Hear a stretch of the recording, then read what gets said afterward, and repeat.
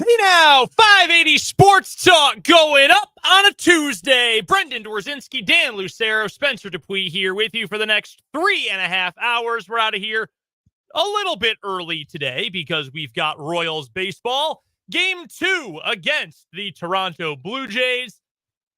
The first one was competitive. Higher-ish scoring. Tying run on base in the ninth. Can't ask for much more than that. Middle of the order up. Perez and Pasquantino with opportunities.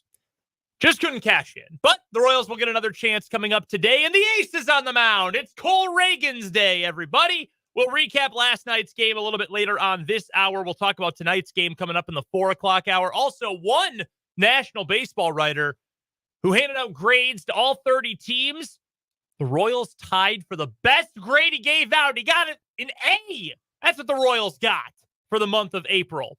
Is that fair? Is that deserved? Is that correct? We'll get to that in the 4 o'clock hour today. Got plenty of NFL to get to. We will talk about the Chiefs draft and rookie expectations here in just a few moments. Also, figuring out the details for Travis Kelce's new deal.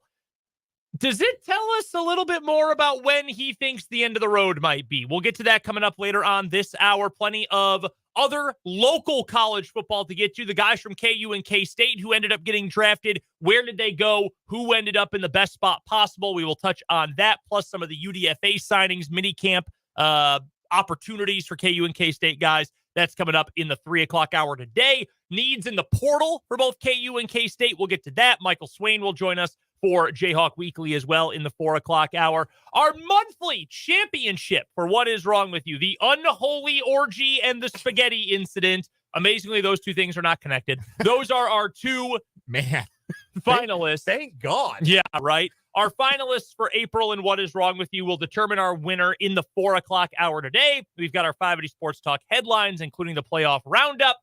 We'll have Random Question Tuesday. All that and much more coming up on 580 Sports Talk today. We want you to be a part of the show. You know how to do so. It is on the Top City Metal Supply text line, 785-272-9429. You can also do so on the 580 Sports Talk YouTube stream. That is at youtube.com. Just search 580 Sports Talk. That is the easiest way to find the live video stream of the show. You can also go and find the video on Facebook, WIBW News, and on Twitter. Our handle is, of course, at 580 Sports Talk. We have a couple of comments in already on YouTube, including our guy Lenny Dawson, who says, well, the Royals bullpen didn't allow the team to close the gap much in last night's game. Kind of an up and down game. It's always hard when your starter is not very good. And we'll get to Jonathan Bolin a little bit later on in the show. But when your starter's out before the third inning is over, it's usually pretty difficult to win a game. So we'll touch on that a little bit later on this hour. The Chiefs rookie class, though, it is going to be hard to replicate what they got 2 years ago, because I think it is very fair to say, based on what they've already done in 2 years, 2022 has a legitimate chance to go down as the best overall Chiefs draft class of all time. It is going to be in the conversation. 2017 is up there because they got Patrick Mahomes. That is the reason 2017 is near the very top of the list. 2023, last year, you ended up part-time starter at left tackle, number 1 wide receiver by season's end. You had some guys who made contributions. Where will this year's class fall relative to some of the other Brett Veach draft classes? And I think you start with just, frankly, how comfortable are you with some of these guys from this year's class taking on big roles right away? And I think that it depends player to player, year to year, position to position. How badly do you want and how badly do you need guys to contribute? Like, if you go back to last season, I think we thought it would take a little while for Rashee Rice to get a hang of the offense, because that's usually what happens with rookie wide receivers for Andy Reid, but thought he would contribute as a rookie. At the same time, we all sort of expected Felix Anudike-Uzomah would probably be in a developmental year as a first-round pick. I think we all agreed on that, both in this studio and in the greater Chiefs kingdom overall. This year, I think the guy who has the best chance to be an immediate impact player is Kingsley Suamataia, because I think he might win your left tackle job. It's at least on the table that he could win that job. Is that a position you're comfortable with? Xavier Worthy, even if he's not a quote-unquote starter, he's going to play a lot right away. I think, again, we all expected that. And if Rashee Rice is going to be suspended 4 to 6 games at least, he might actually be a starter and might be on the field 60% or more of the snaps to start the year. We talked yesterday about Jaden Hicks, the safety from Washington State, 4th-round pick, valued way higher than that by a lot of folks in the national media. The Chiefs play 3 safeties more than anybody else does. Right now, it looks like he's safety number 3. That means he's going to be on the field a ton, like a quasi-starter kind of role. So before we even compare to other groups, those are the 3 to me that I think they're going to play a ton right away. Jared Wiley also, but obviously in kind of a sub-package role at the beginning. I think that's pretty obvious. There's like a defined role for him, probably like a defined slot where he fits right into the depth chart right away. Just a little more limited than these other roles, I think. Right. And with less like room to grow in that role. Right. Like in a perfect world. In baseball, they would call that a prospect being blocked. Yeah, a little bit. Like in a perfect world, Jared Wiley is not TE1 on the depth chart at any point during the 2024 season. That's and that's no fault of Jared Wiley. Right. There's no amount of development or readiness or whatever it is that would make it a good thing for him to be TE1 on a team that also includes Travis Kelce.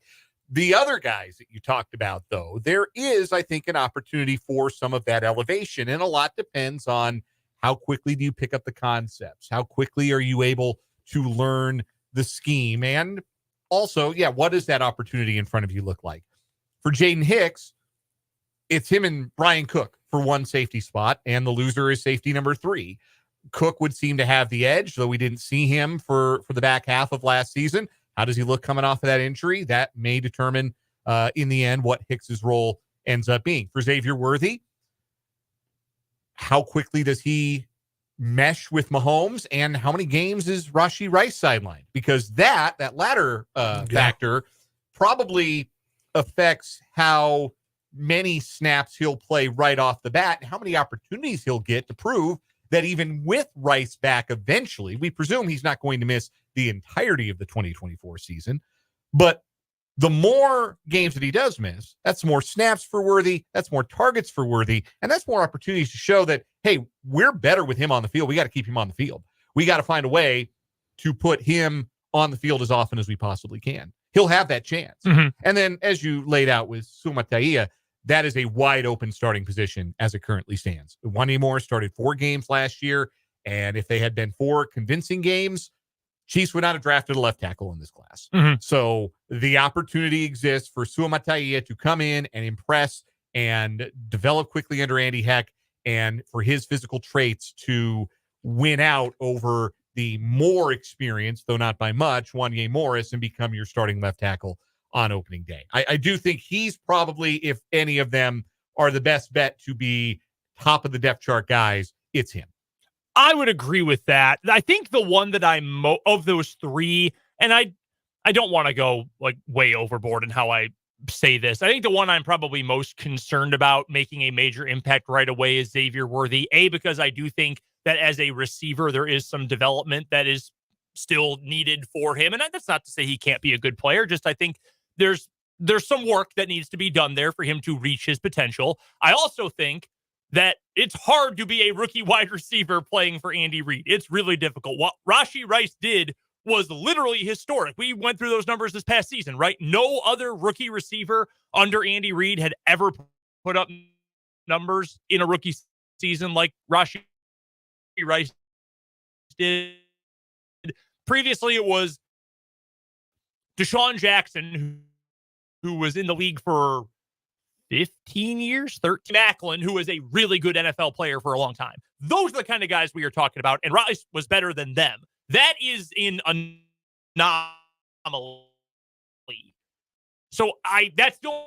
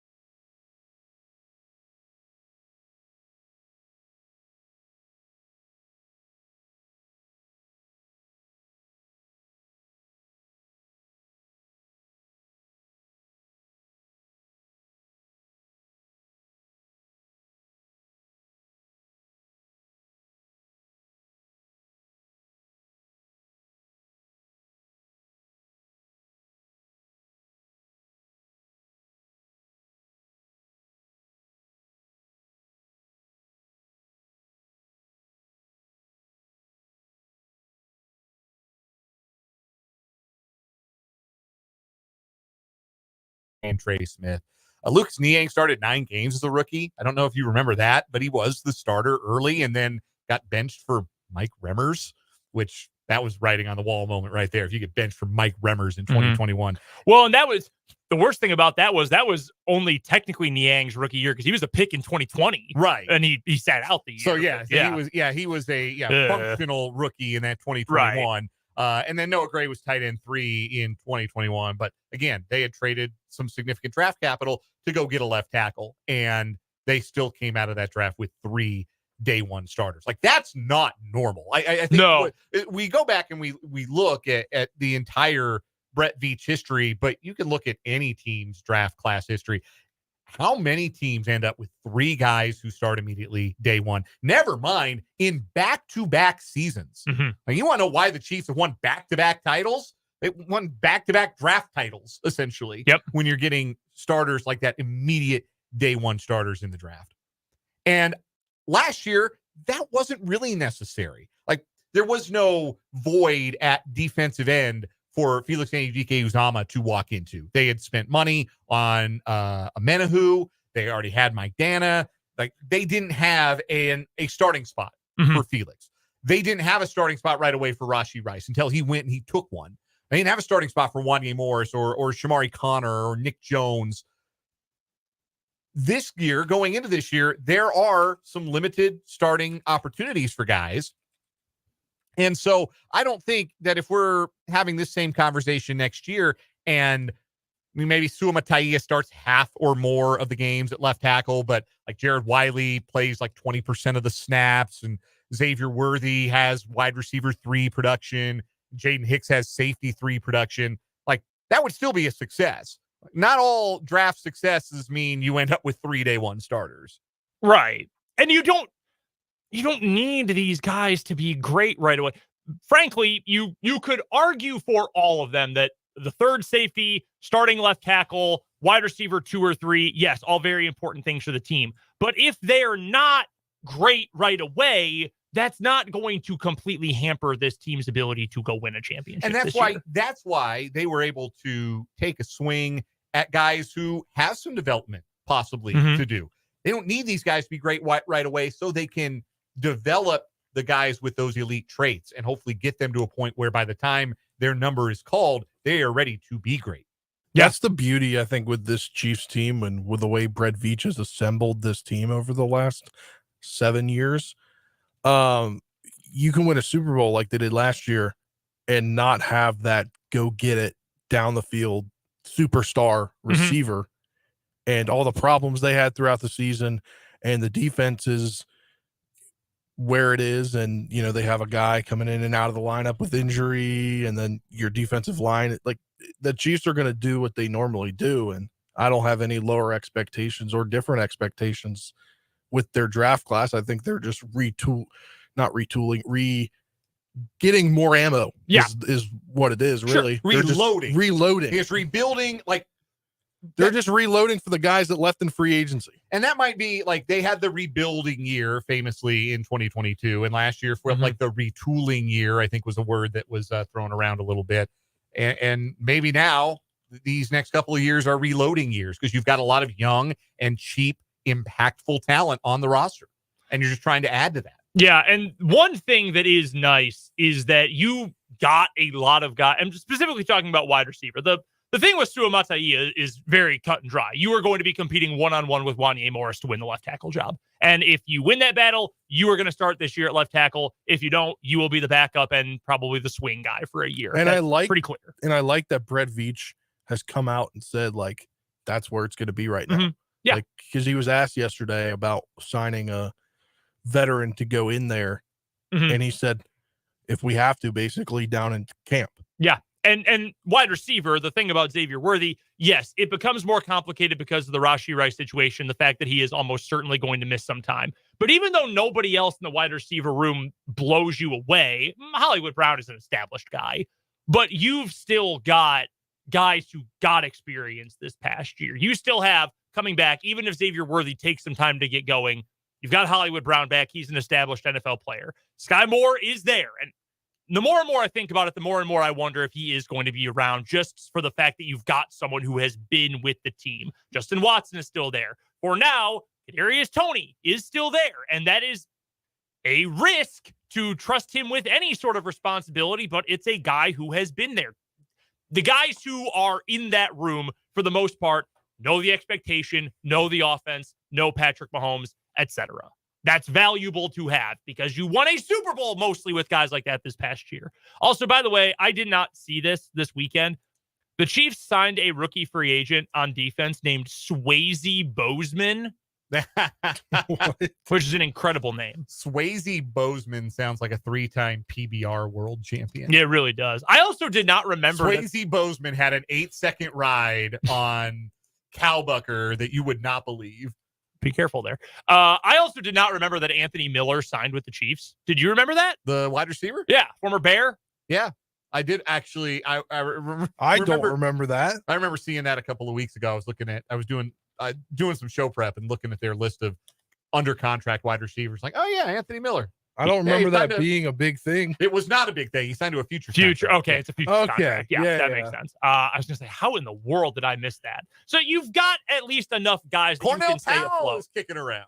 Cornell Powell is an enigma. Like, I don't know that I've ever actually seen him, even in the preseason. Like, where's Cornell Powell? Oh yeah, that is like an enigma. He's a paradox. Is he real? Is he not? I'm not 100% sure. But that's essentially what you need out of this rookie class so far is, can you do something? Can you be viable competition at left tackle? If you have that as a baseline, you're doing great. Jaden Hicks, can you be a rotational safety? You don't have to take on the biggest roles. That's for Cook and that's for Reed. Can you do something? Xavier Worthy, can you be playable? Those are the things that are important right now if you're the Kansas City Chiefs for this rookie class. We'll talk some more Chiefs football, including what's going on with Travis Kelce coming up in a moment. We've got some Royals to get to later on this hour. We're just getting started on this Tuesday edition of 580 Sports Talk.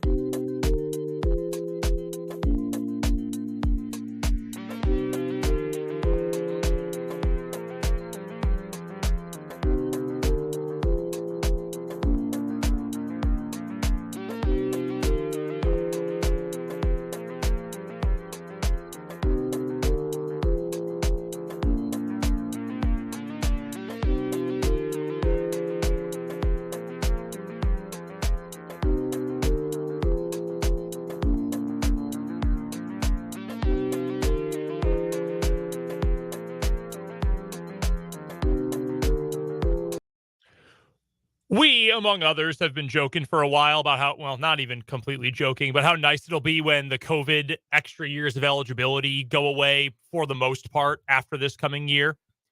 I would like to turn everybody's attention to BYU linebacker Chaz Ayu, who entered the portal today. Now, he played at BYU, so there are, I don't know if he took a mission trip, but it would make sense that would have, moved his clock back a couple of years. Mr. Ayu was a 4-star recruit out of high school in the class of 2017. You know who else was in the class of 2017? Tua Tagovailoa. Here are some of the he was the 146th ranked recruit in that class. A good player, good high school player. Here are some of the players who are around him in that class. Number 138, Nico Collins, who is about to enter his 4th year in the NFL. Played at Michigan. CJ Henderson, who is already on his 3rd NFL team after being a first-round pick in 2020. A current commander, Brian Robinson, was 1 prospect rank ahead of Chaz Ayu back in 2017. So he's in the portal? He's in the portal. So class of 2017. I mean, 17 would have been his first year of eligibility. Mm-hmm. So I'm doing a little back of the napkin math here. 17, 18, 19, 20, 21, 22, 23, 24. This would be season 8. Season 8. If he got a red shirt and a COVID year and then 2 mission years, then I guess, he'd be on year 4 of playing. He was ranked 2 spots ahead of CD Lamb, who was drafted in the 1st round in 2020. Current Chief Malik Herring was in that class. Look, this is really weird. If you go and look at his page on BYU, it says freshman year, sophomore year 2020, because they don't count that. Mm-hmm. Junior year, redshirt year in 2022, senior year in 2023. So he must have. Yeah, because every school judges it differently. Some will just count your regular eligibility and then tack on extra years. Some will repeat years. It's very strange. Remember Lynn Bowden? Yeah. Awesome at Kentucky. Fun player at Kentucky, yeah. Who has just bounced around practice squad since he was in that class. Hunter Bryant, tight end, who I swear was drafted in 2016, was in the class of 2017. So this guy played 7 games his freshman year. 19, he played 11 games. The COVID time, he played 1 game. So they didn't have many games. So did he not take a mission? I don't know. Then 21 to 22, he played 8 games. 22 to 23, he played 2 games. 23 to 24, he played 4 games. Did he just get 2 medical red shirts? I guess.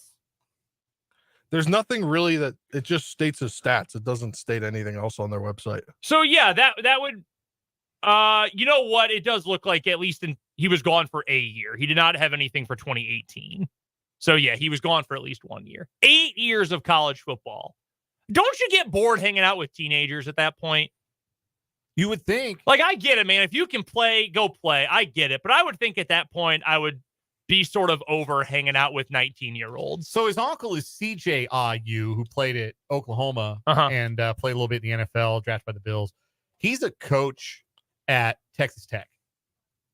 And maybe he should call his nephew and say, hey, UPS is hiring. Like, it's probably time to pay some rent and learn how to balance a checkbook and be an adult. Yeah, he's currently pursuing a medical waiver from the NCAA for an injury. I thought you were going to say he's currently pursuing a medical degree, and I'm like, okay, that makes sense. He's been in school long enough now. Long enough to be a doctor, right? According to KSL Sports, I don't know where this is out of. That's Salt Lake City. Yeah, that's the big media outlet. They have learned that IU is pursuing a medical waiver from the NCAA for an injury-plagued season in 2022. Again, if you can play, good for you. I would not grant that. You've been in college 7 years already, pal. I don't think you should get more waivers. But no.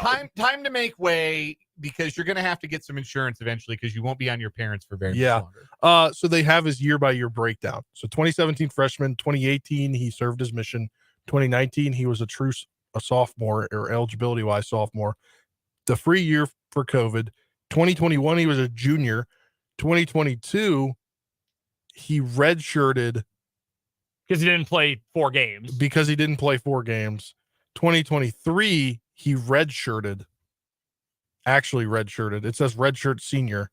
And then 2024, if granted eligibility, he'll be a graduate senior. Maybe it's time to go pro in something other than sports. So he already had a red shirt. He's trying to grant the red shirt, get the red another shirt one, back. a medical. Yeah. That's weird. That's very strange. I don't think that's going to work. Most of the time they've turned that down. Like Talia Tagovailoa, they turned that down for him. I imagine it'll be the same with our guy Chaz here.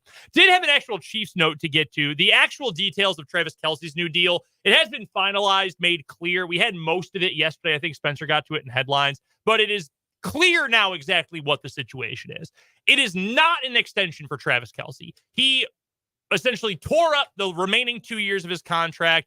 He has a new 2-year contract through the 2025 season. He got a $4 million raise. Almost all of it is guaranteed. $17 million guaranteed up front. And per ESPN, most of, quote unquote, the rest will be guaranteed the 3rd day of 2025. So that's March 18th or whatever in 2025 going into that year. Josh Briscoe of Arrowhead Report, the fine folks over who do the Chiefs news at Sports Illustrated, our guy Jordan Foote works with them.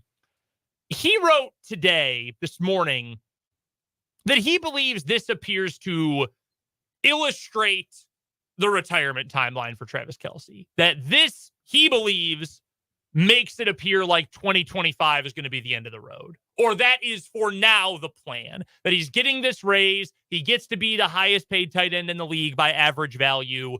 He's not adding any new years to the contract. Thinks that looks like his, quote, potential exit plan. Kelce has come out and said, right now, I have no reason to stop playing because I'm enjoying it. I like playing here. We're winning. I'm getting paid well. I don't have any plans to retire right now. But I think it is also fair for everyone to say he's accomplished a lot. He got injured for the first time since his rookie season this year, and it hampered him. I don't think anyone would deny getting injured the day before the season started hampered him for much of the season. But then he looked good in the playoffs. He looked great in the playoffs, in fact. He still has the drive. He's still a great weapon. I agree with him. I have no reason to doubt that he is still happy to play right now, but he's got a media career. He already has a media career. His brother is in media now. His podcast is the second biggest podcast. I checked this yesterday in sports. You go to the Spotify, the Apple rankings, it is number 2 in the world in sports podcasts. He's going to be a game show host this year. I don't know if that is his plan. I've never spoken to Travis Kelce. I don't know, but I can understand why you would come to that conclusion. Maybe they redid the contract so he wouldn't be persuaded to walk away after next year. Walk away even or sooner? After this year. Maybe. That's certainly possible. They wanted to guarantee him more money, give him a bigger contract, so he will at least fulfill the extension that he signed a few years ago. The other motivation, too, to give him a little more money is they know he's left money on the table, and he's talked openly about it. Vanity Fair, he was talking about, I've left money out there, and the Chiefs know that, and this is, you can't make it maybe all the way whole, but it's a fig leaf or an olive branch. That's a better way of putting it. Not a fig leaf. It's an olive branch to say, hey, let's get a little closer to making you compensated the way you've deserved to be compensated for us all these years. Kelce doesn't seem to me like a guy who's going to hang on beyond. No. He's not going to be tight end. He's going to suit up so long that he's tight end 3 and plays 25% of the snaps for a team. That's not going to be Travis Kelce. And I hate to play psychologist here, but it appears to me, anecdotally speaking, a lot of those guys, the best modern example is Adrian Peterson, who had financial issues, but with Washington and with Seattle for a minute, just couldn't give it up. Brett Favre is the all-time Couldn't example. leave the game alone. And I don't think Kelce's that kind of guy, but smart with his money, has a ton of it, has plenty of other where the hell was Adrian Peterson going to go when his career was over? Who? You're not putting that guy on TV. No one wants to hear that dude's podcast, right? Travis Kelce's got opportunities. He's got money. And he has talked, talking in that Vanity Fair piece about I've been underpaid, and I know I have been, but I'm happy, and I don't want to give up being happy. I could have tried to go other places to get paid more, but I like where I am. It is not super common always to just like to go to work every day. and why would you pass it up? And that's the kind of guy that, to me, it would say, like, hey, I'm going to do what's going to make me feel the best. And if that is a couple more years, and then when I start to feel worn down, I'm going to go host game shows and do podcasts and just like pop up everywhere like Peyton Manning, I'm going to go do that then. And he just saw his brother hang it up while still playing at a high level. And like I said, I don't think that Kelsey's going to hang on just for the sake of hanging on. I don't think he wants to play past his prime. I don't think he wants to be Jordan on the Wizards. You know what I mean? Yeah. I don't think anybody would. Yeah, I don't think that was atrocious. I don't think that's in Travis Kelce. I think he saw how his brother called it a career and ended with grace and ended on his own terms. And I think that's a target that Travis Kelce probably has for himself. And if he's able to do the same thing, whether it's after this coming season, whether it's in 2 years, whether he plays these 2 years out in his contract and says, you know what, I do have one more in me. Nobody's ever won 5 Super Bowls in a row. Let's give it a run. Maybe he does that. But I do think that, like, it is. All signs are pointing to the obvious conclusion that there's less football in front of Travis Kelce than there is behind him, and probably a lot less.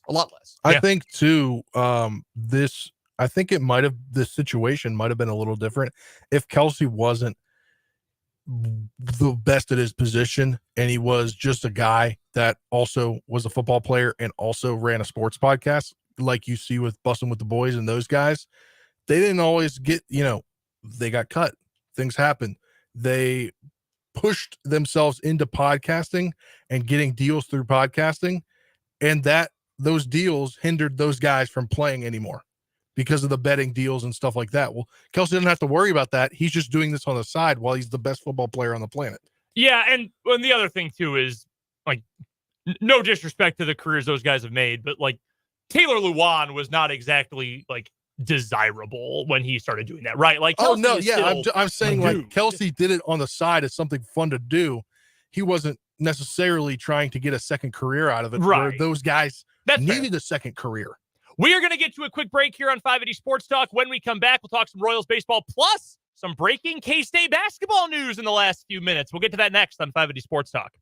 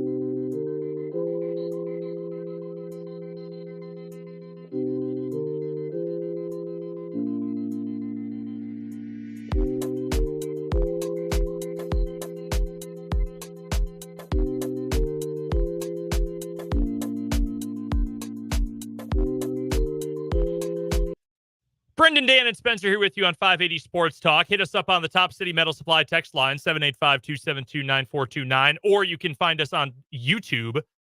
580 Sports Talk is the name of the YouTube channel. Just search 580 Sports Talk. That's the easiest way to find us on YouTube. You can also find the video stream on our website, 580wibw.com. Quick piece of news on K-State. Not entirely surprising for K-State basketball, but it is official. David Gasson is back for one more year with Kansas State. He had some tweets last night that got some fans thinking that he had leaked that news. He was actually just responding to what was going on in the Nuggets-Lakers game. Yeah, he was a disappointed Lakers fan last night. But then today he hit everybody with the thank you, K-State, heart emoji, purple heart emoji tweet. I'm not going to lie to you. Until I pushed play on the video, I thought that was goodbye. It is not goodbye. No, the video goes on to flash I'm back with his face on it. So that is good to see. That's a good piece for K-State. I think there's still more they can unlock with him. It's a very weird video. I think he was going for the bit. I think he like wanted the picture of him at the end with the I'm back is just kind of funny. Going for the fake out a little bit. But I like David Gasson as a player, as a complimentary player a lot. Like, he's never going to be the best player for K-State. He's never going to be the best guy on the floor, but his ability to play the 4 and the 5, his ability to rim run and make a pass and rebound, I do think he got better down the stretch last year. And being a year older, again, that's guys now in college basketball. And it's pretty valuable to have a veteran like David Gasson, who will be in his 3rd season effectively as a full-time player for this Kansas State team. And as we talked yesterday about it being valuable to have guys who've been with your program a while, Gasson is the veteran, not just in terms of how old he is, but in terms of how long he's been with the program. And that's a big deal, because when you have guys like that who've been around, they help the coaching staff to set the standard for the new guys, the standard of how hard you have to work, the standard of how you have to bring it in practice, the standard of how you're going to have to play night in and night out if you want to play, if you want to hold on to your spot. That's a big deal. So I like this return for Kansas State. Him and Baye Fall in the middle, I feel pretty good about. I'd feel even better if they got one more real big body, and I'm sure that they're in the market for one. That's a big win for K-State basketball. The Royals suffered a loss last night in game 1 of their series with the Toronto Blue Jays. Game 2 comes up tonight. We'll get to that later on in the show. Hard to complain about what the offense did last night. You scored 5 runs. You chased Toronto starters in the 4th inning, Rodriguez. You had the tying run on base in the 9th inning. Hit well situationally for the most part. 3 for 7 with runners in scoring position for the game. It's not a kind of game you complain about the offense a whole lot. You got 2 2/3 and allowed 4 runs with your starting pitcher. And it's going to be hard to win a game like that. And this isn't meant to dig Jonathan Bolin all that much. He was a day of game call up. He has now made 3 whole appearances in his major league career, twice last year as a September call up. It is what it is. We pretty much know what Jonathan Bolin is going to offer you in a situation like that. It's just the fact of the matter is it's hard to win games like that. It is, and it's hard to last long in an outing when you can't keep the ball in the ballpark. And we talked about yesterday how well the Royals staff as a whole has done limiting the long ball, and then Bolin gives up 3, including a 2-run homer to Justin Turner, the first of the 2 homers that Turner hit off of him last night. And it's tough to survive that. It's tough to stay in the game very long if the damage that is being done off of you is that kind of damage. We had a comment from Lenny Dawson in the YouTube live chat that alluded to this, but the Royals couldn't get the shutdown inning out of the bullpen when they had made the game close. They got within 4-3, and then Tyler Duffy gives up a run in the 5th. They get the run right back in the 6th, and then Matt Sauer gives up the run in the 7th inning. And I think that was an RBI double from Vlad Guerrero Jr. in that 7th, or in that bottom of the 6th, rather, that chased another run home. So instead of it being a 1-run game, it's a 2-run game. They did get it back within a run, but again, couldn't push across that run in the 9th inning. Royals are losing a lot of 1-run games, a lot of those games where they just have been lacking the big hit that can flip a score in the late frames. It's not that they haven't done any damage to bullpens. And you look back to last Friday afternoon for an example, them being able to add on in the ninth inning of a game where you're leading, but they haven't had that big rally to come from behind yet. That's a trait that these Royals are still maybe developing. You get to go again tonight. And these games against the Blue Jays, I think this is the kind of tier of teams that, and we talked about this a little bit earlier on this month when we were looking at the whole schedule. This is this sort of tier of teams that I would like to see the Royals regularly be able to compete and win games against. I'm not going to hold out hope that the Royals will sweep the Dodgers this year or that they should be able to, be up there for a full season with Baltimore. You take one from Baltimore, awesome. You feel great. That's not the kind of team that and maybe you can call this moral victories if you want, but I'm not thinking of that as an attainable goal this year. I'm thinking of a team like Toronto. I'm thinking of the teams in your division. Those are the kind of teams that, they're going to be flirting with the playoffs. They're going to have a good chance to make the postseason this year. Those are the kind of teams I want to see the Royals be able to contend with regularly. Are you at all concerned it's now 3 straight losses? Well, the last time they lost 3 straight, they ripped off 3 wins in a row. So yeah, I think it's just a matter. What you hope. I think it's just what this team is and is going to be. I mean, they're young. They're not great. Like, this is not a great roster overall. It's not a great franchise overall right now. You have to take the ups with the downs. So I'm not super concerned about that. I mean, no one wants to lose 3 games in a row, obviously, but I think it's just development, and that is going to be the consistent thing with this team. If they win tonight, they end the month 18-13. If they lose, they end the month 17-14. And either way, that's better than I think a lot of people would have expected for the month of April for this team. And keep in mind, again, if you're losing close, the hope is that you can start to flip those. The last 2 of the last 3 losses have been 1-run losses. You'd like to be able to hope that those will balance out over the course of time. You would hope so, obviously. It was good, I think, to see the Royals hit pretty well I know Rodriguez is not, prime Warren Spahn or anything out there, but I mean, it's good to see the offense come through. Some guys who need to get going. Yes. Like Isbell with the home run. He swung the bat better the last couple of games. Nelly Velasquez had an RBI double. That was good to see him. Garcia continues to swing it better. He had 2 more hits. Those were positives. I mean, they end up with 11 hits, 3 walks, 2 home runs. Good day offensively. Just needed to be 1 run better. For me, too, I think it's important for him to be more consistent offensively. He was good last year. For a backup catcher, he was really good a season ago. And that was out of nowhere.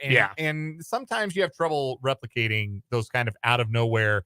I mean, he was never considered a big deal prospect coming up in his late 20s. And then to do what he did his rookie year, that was always going to be tough to replicate.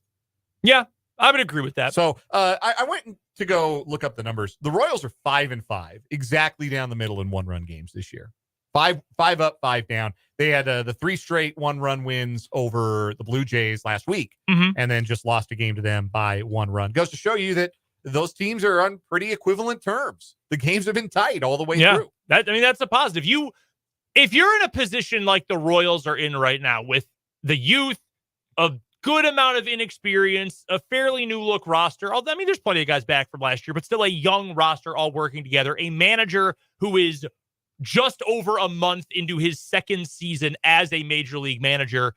That's pretty good, is it not? To have every 1-run game be a coin flip, essentially. That's a pretty good spot to be in. Yeah, if the teams that overachieve generally are the teams that are exceptionally good or exceptionally lucky, because sometimes a 1-run game and over the course of 9 innings, that's a bounce. That's a ground ball that gets chalk instead of grass in foul territory. That's a bloop hit that falls in. That's a missed called strike that ends up turning in at bat. Those are those kinds of things. The real telling number that you want to see is you want to see teams winning blowouts. Like I said, it's a good sign to win big. Royals are 6-2 in blowout games as it currently stands, which is defined by Baseball Reference as wins by 5 or more runs. There's a reason that those close games are such a talking point, really across sports. What is Bill Self's record in 2-possession games? Won like 95% of them, almost undefeated in games like that at Allen Fieldhouse. That is greatness. And I know that's basketball, not baseball, but it's the same kind of thing. the Royals aren't at that spot. And similarly to talking about Jonathan Bolin and, well, what are you going to expect from the guy in his first start of the year? What would you expect from the Royals? I think the fact that they are above 500 through the first month, no matter what, right at 500 in one-run games, that's good. This is improvement. This is a spot that the Royals should be very happy they are in. Not content. You always want to get better, but I think everyone should be happy with where the Royals are. And we'll talk about that a little bit more coming up later on in the show. ESPN handed out grades to all 30 MLB teams through the first month. Where do the Royals fall? It's in a pretty good spot, so we will get to that. In the 3 o'clock hour, we'll talk about local draft picks. We will also get to Random Question Tuesday and some portal news for both KUK State. Your YouTube comments and your texts to the Top City Metal Supply text line are coming up on 580 Sports Talk.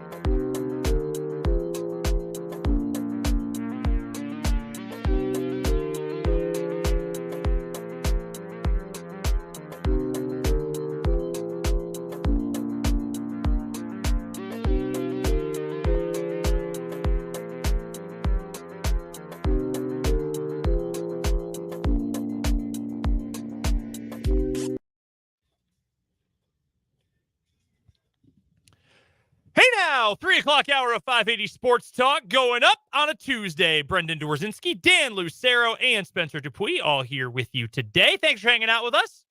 Whether you're listening on 580 AM, 104.9 FM, checking us out online at 580wibw.com or on the 580 Sports Talk YouTube. Thanks for hanging out with us. Top City Metal Supply text line is open. 785-272-9429. No more wasted money, no more wasted materials, because with Top City Metal Supply, they will cut the exact lengths of aluminum, steel, and stainless steel you need tailored to your project's specifications. Check them out on South Topeka Boulevard, just north of Forbes Field here in the capital city. In the 3 o'clock hour of the show, we'll get to the landing spots for all of our local college products who were drafted this weekend. Random Question Tuesday, plus needs in the transfer portal for both KU and for K-State. Jayhawk Weekly with Michael Swain coming up in the 4 o'clock hour today. Plenty of KU news and notes to get to, both for basketball and football. We'll get to some Royals baseball in the 4 o'clock hour as well. Plus, do not forget about our What Is Wrong With You monthly championship coming up next hour as well. We're out here at 5:30 today because we've got Royals baseball in Toronto against the Blue Jays. No show for us tomorrow. We're not going to be here because we got Royals baseball 2:07 first pitch. You don't get the regular 3 o'clock local start time very often. No, but oh well. So be it. When they want to play baseball, be a little business person special out there in Toronto. Apparently so. So yeah, if you're a Jays fan, it's not going to conflict with any Leafs games. They're getting eliminated tonight. Yeah, no kidding. And then we've got K-State baseball after the Royals coming up tomorrow. So a baseball doubleheader for you, Royals and K-State tomorrow here on 580 WIBW. But we've got plenty to get to before Royals baseball tonight. The KU and K-State contingent that all were expected to get drafted did indeed get drafted. Plus, I didn't know about KT Leviston. I know some people had him as a 7th round pick. Some thought he'd be a UDFA. He goes in the 7th round. We'll get to him momentarily. In order for K-State, Ben Sinnott goes to Spencer's Washington Commanders with the 53rd overall pick. That is middle back of the 2nd round. Maybe a little high. A little bit high. We'll get to that in a moment because a lot of varying takes on Ben Sinnott. So we'll get to him momentarily. Elsewhere from K-State, Cooper Beebe goes in the middle of the 3rd round to Dallas. And as I mentioned, KT Leviston, the offensive lineman, he goes to the Los Angeles Rams at the very end of the draft, the 4th to last pick, number 254 overall in the 7th round. 2 KU players go, not surprising. Dominic Pooney, he goes near the end of middle of the 3rd round, to the San Francisco 49ers. And Austin Booker goes in the 5th round to the Chicago Bears. They traded back into the draft to make sure they could go and get Austin Booker. Of those 5, let's start here. Which one is in the best spot? Which one fell to the best possible spot? I will jump in right here. I think if you don't pick Cooper Beebe, I'm fascinated by your takes because Cooper Beebe is probably going to start at center as a rookie for Dallas. And that's perfect. That is such a great spot for him. We talked about Cooper several weeks back, and you said you didn't love him as a Chiefs pick because you thought it would make more sense for the Chiefs to go after a guy who could be, developmental, didn't need to start right away, and it felt like Cooper Beebe was a guy who could start right away. So the best spot for him would not be with the hometown team. He, of course, being from Kansas City, Kansas, went to KC Piper for high school. I think Dallas is the best spot possible. And he's going to get to block for Deuce again. Hopefully, yeah. Deuce gets a little run this coming season. They did sign the corpse of Ezekiel Elliott yesterday to be in front of him on the depth chart. But no, I do. I think it's a great landing spot for Cooper Beebe to play right away. He is super polished, and I don't think he's going to have any problem assimilating to whatever position the Cowboys want to put him because I think he's a smart player. I think he's got good feet. I think he plays with violence. I think he is the kind of guy and felt it watching him in Manhattan these past few years that he was going to be the kind of guy that is a plug and play, set and forget starter through his rookie contract. And then you probably want to get him on a second contract too. Yeah. He is, to me, one of this year's best examples of screw the measurables, go get good football players. His arms are small. He's not big for an NFL offensive lineman. But you know what he is? An ass kicker. Go get that guy. That is something Dallas needs badly. Dudes who are just going to get in your face and shove it into the dirt. That's Cooper Beebe. 100,000% that is Cooper Beebe. I love that spot for him so much. The other K-Stater, let's get to Ben Sinnott. And okay, well, KT Leviston, he's going to fight for a roster spot with the Rams. I was really happy for him to get drafted. Yeah. Very cool story. He was a real developmental guy, and he ended up being just a really steady, rock-solid presence on that K-State offensive line. I'm glad he got that moment, to hear your name called. We talk about, sometimes the 7th round and being a UDFA is a bit of a distinction without a difference, but getting that phone call saying we are drafting you, seeing your name, having your friends and family see your name come across the ticker on day 3 of the draft, that's got to feel really, really good for somebody who really earned it. I mean, even from junior season to senior season, he took massive strides. I mean, he was, I think, very clearly the weakest link of that offensive line 2 seasons ago and went to being pretty reliable this past year. So very cool. The Rams are also doing something a lot different with their line. They're going with beef. They have kind of moved away from the wide zone, which is such a classic McVay, Shanahan kind of tree thing. They're going more into big, beefy boys, big, meaty men slapping meat on the offensive line, which is a good fit for KT Leviston. Ben Sinnott with Washington. I was listening to Dane Brugler of The Athletic talk about this pick. He was saying he really liked Washington's draft. And he said that the Sinnott pick, he didn't necessarily love it because he wasn't as high on Sinnott as some others. He would have gone with a different tight end there, but he understood it and still thinks Sinnott can be a good player. I heard some other people say, I would have rather gone with a bigger tight end there, a guy who is more of a traditional Y inline tight end. But I've also read and heard from some people who said, again, similar thing to Cooper Beebe. He's just a good football player. And if you are a well-run team, go and get guys who are good football players and figure out how to use their skill sets. I lean toward that theory more often than not. I know you were very excited about getting this pick to fall to Washington. Why do you think he is the best fit for the Commanders there? Well, I think they needed a tight end that they could draft and develop. The last tight end they really did that for was Jordan Reed, and unfortunately, he just got hit over the middle way too much, and his like career 15 concussions. Yeah, and his career didn't last. I'm glad, from what I understand, he's doing well as a human now, because that could do some serious damage. Sure. So I knew they needed a tight end. Zach Ertz, signing him was just a kicking the can down the road for a starter, because you need a guy, and I think Sinnott can learn from him. Mm-hmm. But I liked it, and this goes for the rest of their draft as I kind of dissected it even more. It's the first draft for basically all of them in leadership positions, except for Dan Quinn. He was head coach once. Mm-hmm. I liked the way they went, and no matter what, they're getting leaders. And they signed, or most of their draft picks, I think maybe but one, if I'm not mistaken, were team captains. And Ben Sinnott was one of those guys that was a team captain for K-State, and I think that leadership is going to help them as a franchise. And yeah, it's an interesting pick because you get him so far. I thought maybe he'd be a 4th rounder, not a 3rd rounder, but I think it's a good pick because he's a guy you can develop, and he's a guy that can be a receiving threat. I think for a team that is in need of a lot of talent, it's just smart to go get dudes who can play, and you let the chips fall where they may. We talked to this regarding Washington with Johnny Newton when we were recapping the draft yesterday. Was it a major need? No, but he's just a good player. Like, you find ways to get guys like that on the field, and I feel like Sinnott's the kind of guy with that skill set, even if he's kind of small for being a tight end, whether he's an inline, a big slot, you end up using him as an H-back. He's just such a good player. You find a way to use that guy. And I feel like that's kind of what he's going to fall into with Washington. I think, too, you could, trade one of the guys ahead of him.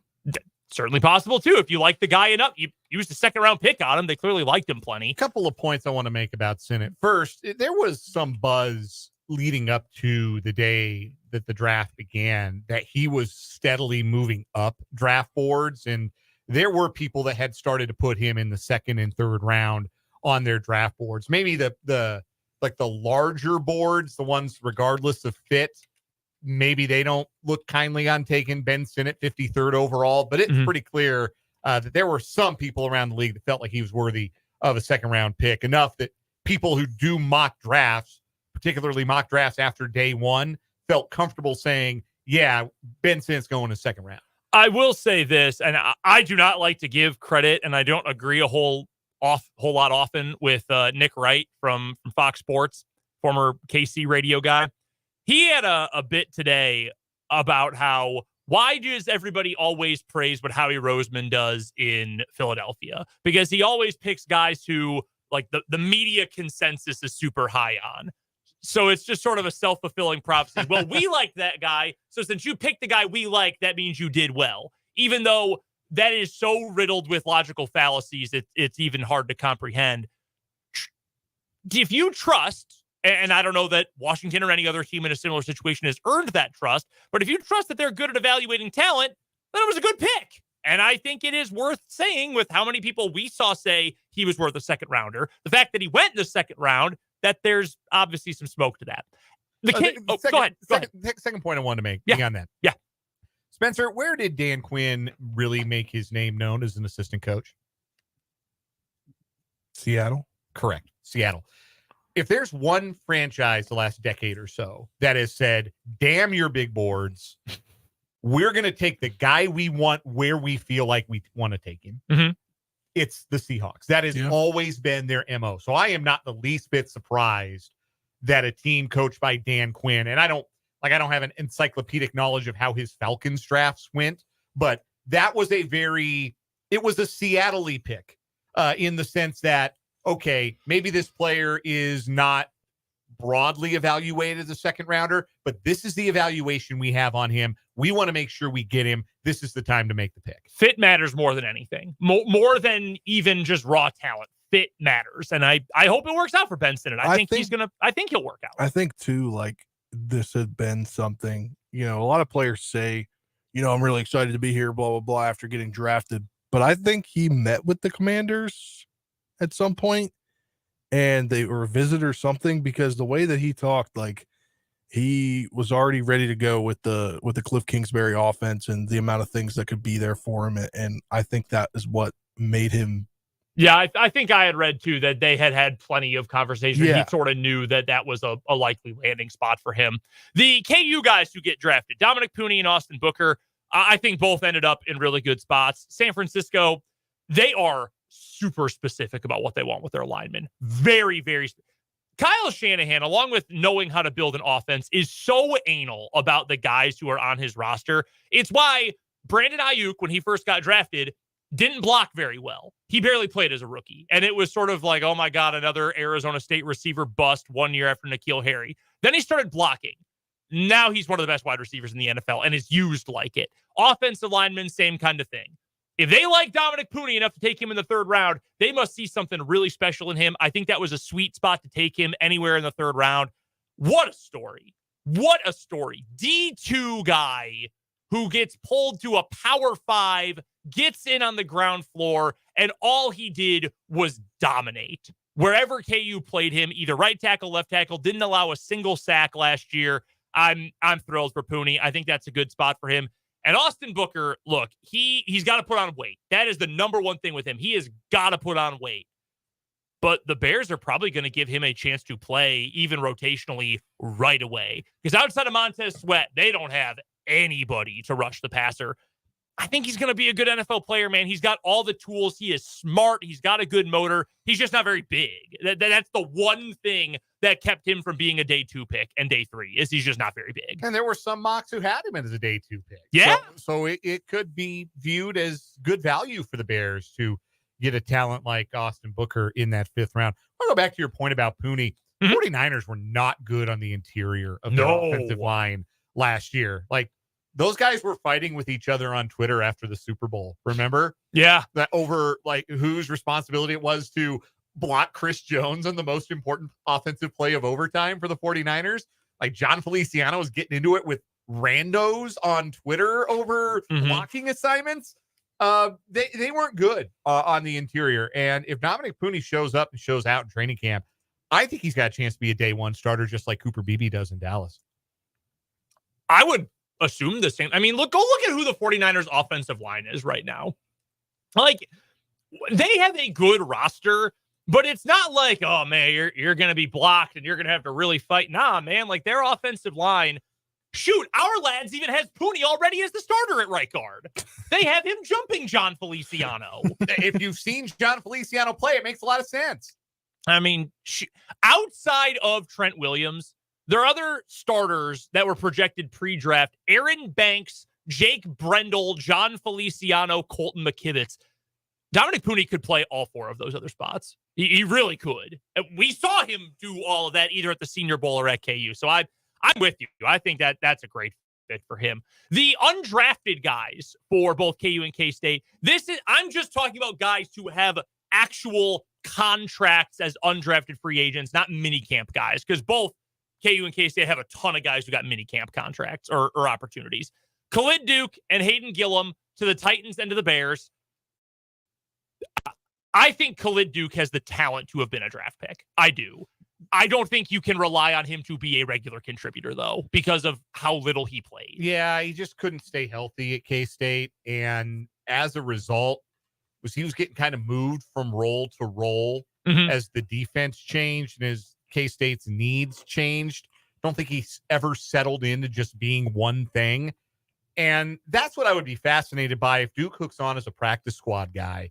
If he gets to a camp and a team says, hey, this is what you are. You are a edge in a 4-3, or you are, I can't say I know off the top of my head what the Titans are going to run this next year, if they're going to run a 4-3, if they're going to run a 3-4, but just give Khalid Duke a roadmap and say, this is what you're going to be from now on.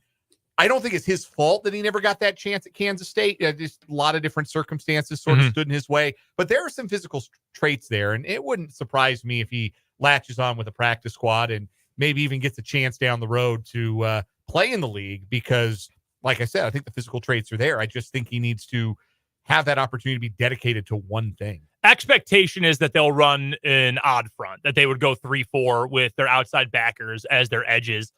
I mean, look, I like him as a stand-up pass rusher, frankly, better than I like him as a hand in the dirt guy. To be completely honest with you, like it's an uphill climb. It always is for UDFAs.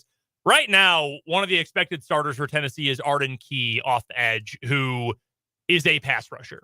That is his position. It is pass rusher. Itinerant. He's pass rusher for hire. Like, he has kicked around the league like crazy the last 2 years. And he hasn't been in the league all that long. So I would honestly say that position is open, that he could get some run there. Shoot, did you know that's where Keandre Coburn ended up? I did not. Yeah. There are opportunities for snaps on the Tennessee defense. So that's not a bad landing spot for him. And, if I could pick as a UDFA, I think there's a lot of value to go into a place where you have a new coaching staff, because there's no, preconceived notions of what do we got? We're all finding out together. Yeah. And you kind of do go in if you're able to. That's a good point. If you're able to crack the 90-man training camp roster, you've got a bit more of a level playing field than if you go in, a coach has been there for 10 years and has his guys and knows how he wants things to be done. No, I think that's a very fair point. And then Hayden Gillum with the Bears, I wish him luck. I don't know what the fit would be there, to be completely honest, but I wish him luck. He's, again, tough. If you're going to play offensive line for that long at K-State, you're tough, you're gritty. And you know how to play. And you're fundamentally sound. Yeah, and the Bears have had success with K-State offensive linemen. Cody Whitehair was there for a long time, and he fell off a cliff this past year, but he had a good career with the Bears. Your KU guys who ended up signing UDFA contracts, Mike Nowitzki to Seattle. I love Mike Nowitzki. I do. I think he has a great head on his shoulders. He is super smart. He is the kind of guy who you don't want to get in the trenches with because he'll fight with you. I don't know that he's an NFL athlete. I think that's the thing that is going to be a hang up for him. I like Mike, though. I wish him the best in Seattle. And they've got, some questions on the interior. It looks like they're going to turn over center to Olu Oluwatimi, who was a 5th-round pick last year out of Michigan, won the Remington Trophy, and was a 5th-round pick. And he's going to enter his second season. It'll be his first season as a starter. Left guard looks like it's Laken Tomlinson. Right guard looks like it's Christian Haynes, who they drafted in the 3rd round out of UConn. That just gives you an idea. That's brand new interior offensive line for the Seahawks. So opportunity exists to get to the practice squad. Again, first-year head coach Mm-hmm. Mike McDonald. It's a good opportunity for Mike Nowitzki, I think. Kenny Logan signed with the Rams. Practice squad, I think. I think that's a possibility. I think I only say that because they drafted a safety in like the 5th round, and they're not going to have 2 guys that have the name Cameron that are spelled the exact same way, Kamren. One thing that is going to help Kenny Logan, I really do think this, kick return experience. New kick return rules. Every team is going to be experimenting with guys. Very few teams know exactly what their kick return role is going to look like. Kenny Logan returned a lot of kicks. Hell, Kenny Logan, as a senior, you know what he was? Because they stopped using him, KU did, as the full-time kick and punt guy because he was so important defensively. He was the Trevor Wilson just fumbled, you have to go in again, Kenny guy. He was the safety valve guy. That's valuable. Maybe he ends up making the Rams as a kick returner. And the Colts signed 2, Craig Young and Jason Bean. I love Craig Young. I don't know. I think he's probably a tweener in the NFL, which is tough. I don't love tweeners as NFL guys, but he's a great athlete. He's an awesome athlete. So we'll see with him. Maybe he ends up being a special teamer. Jason Bean went to the Colts. I don't think Jason Bean is a quarterback in the NFL. I don't. He's got an arm. He's got a good arm. I don't think he's an NFL quarterback. Is he something else in the NFL? He's got sprinter speed. I'm fascinated to see where he gets worked out with the Colts. What are they going to use that speed for? Do they think he's just a warm body at quarterback? If so, I don't think he'll make more than a practice squad. Do they think they can use his speed and his stride length for something else? That has me very interested. That would certainly intrigue me there. But I think all those guys are in places where they're at least going to get a chance to compete. And honestly, if you're an undrafted guy and you can make a practice squad and make an NFL paycheck, that's a win. That's a good career as a UDFA guy. And I hope all of those guys find tons of success. Coming up next, we'll have today's Random Question Tuesday. Then we'll get to the football portal for KU and K-State. They've both got needs. How badly do they need to fill them? That's coming up on 580 Sports Talk.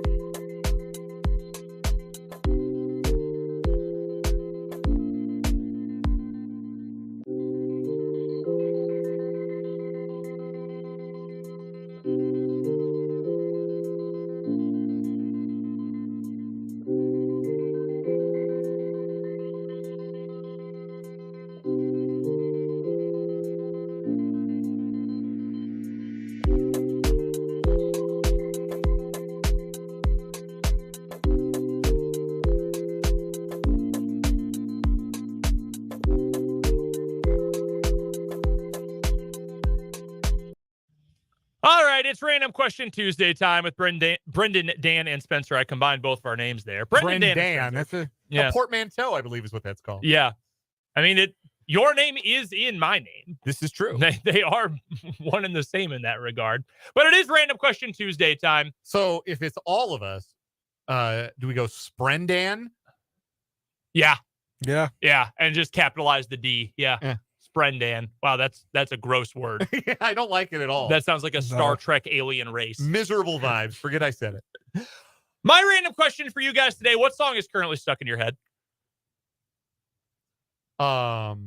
You want like a good answer, or do you want like a whatever tune is stuck in your head right now, or most recently? The Bally Sports baseball theme music. That's a good answer. Da-na-na-na-na-na. He's gonna hit the ball. I played my wife the version with lyrics, and now it's stuck in her head too.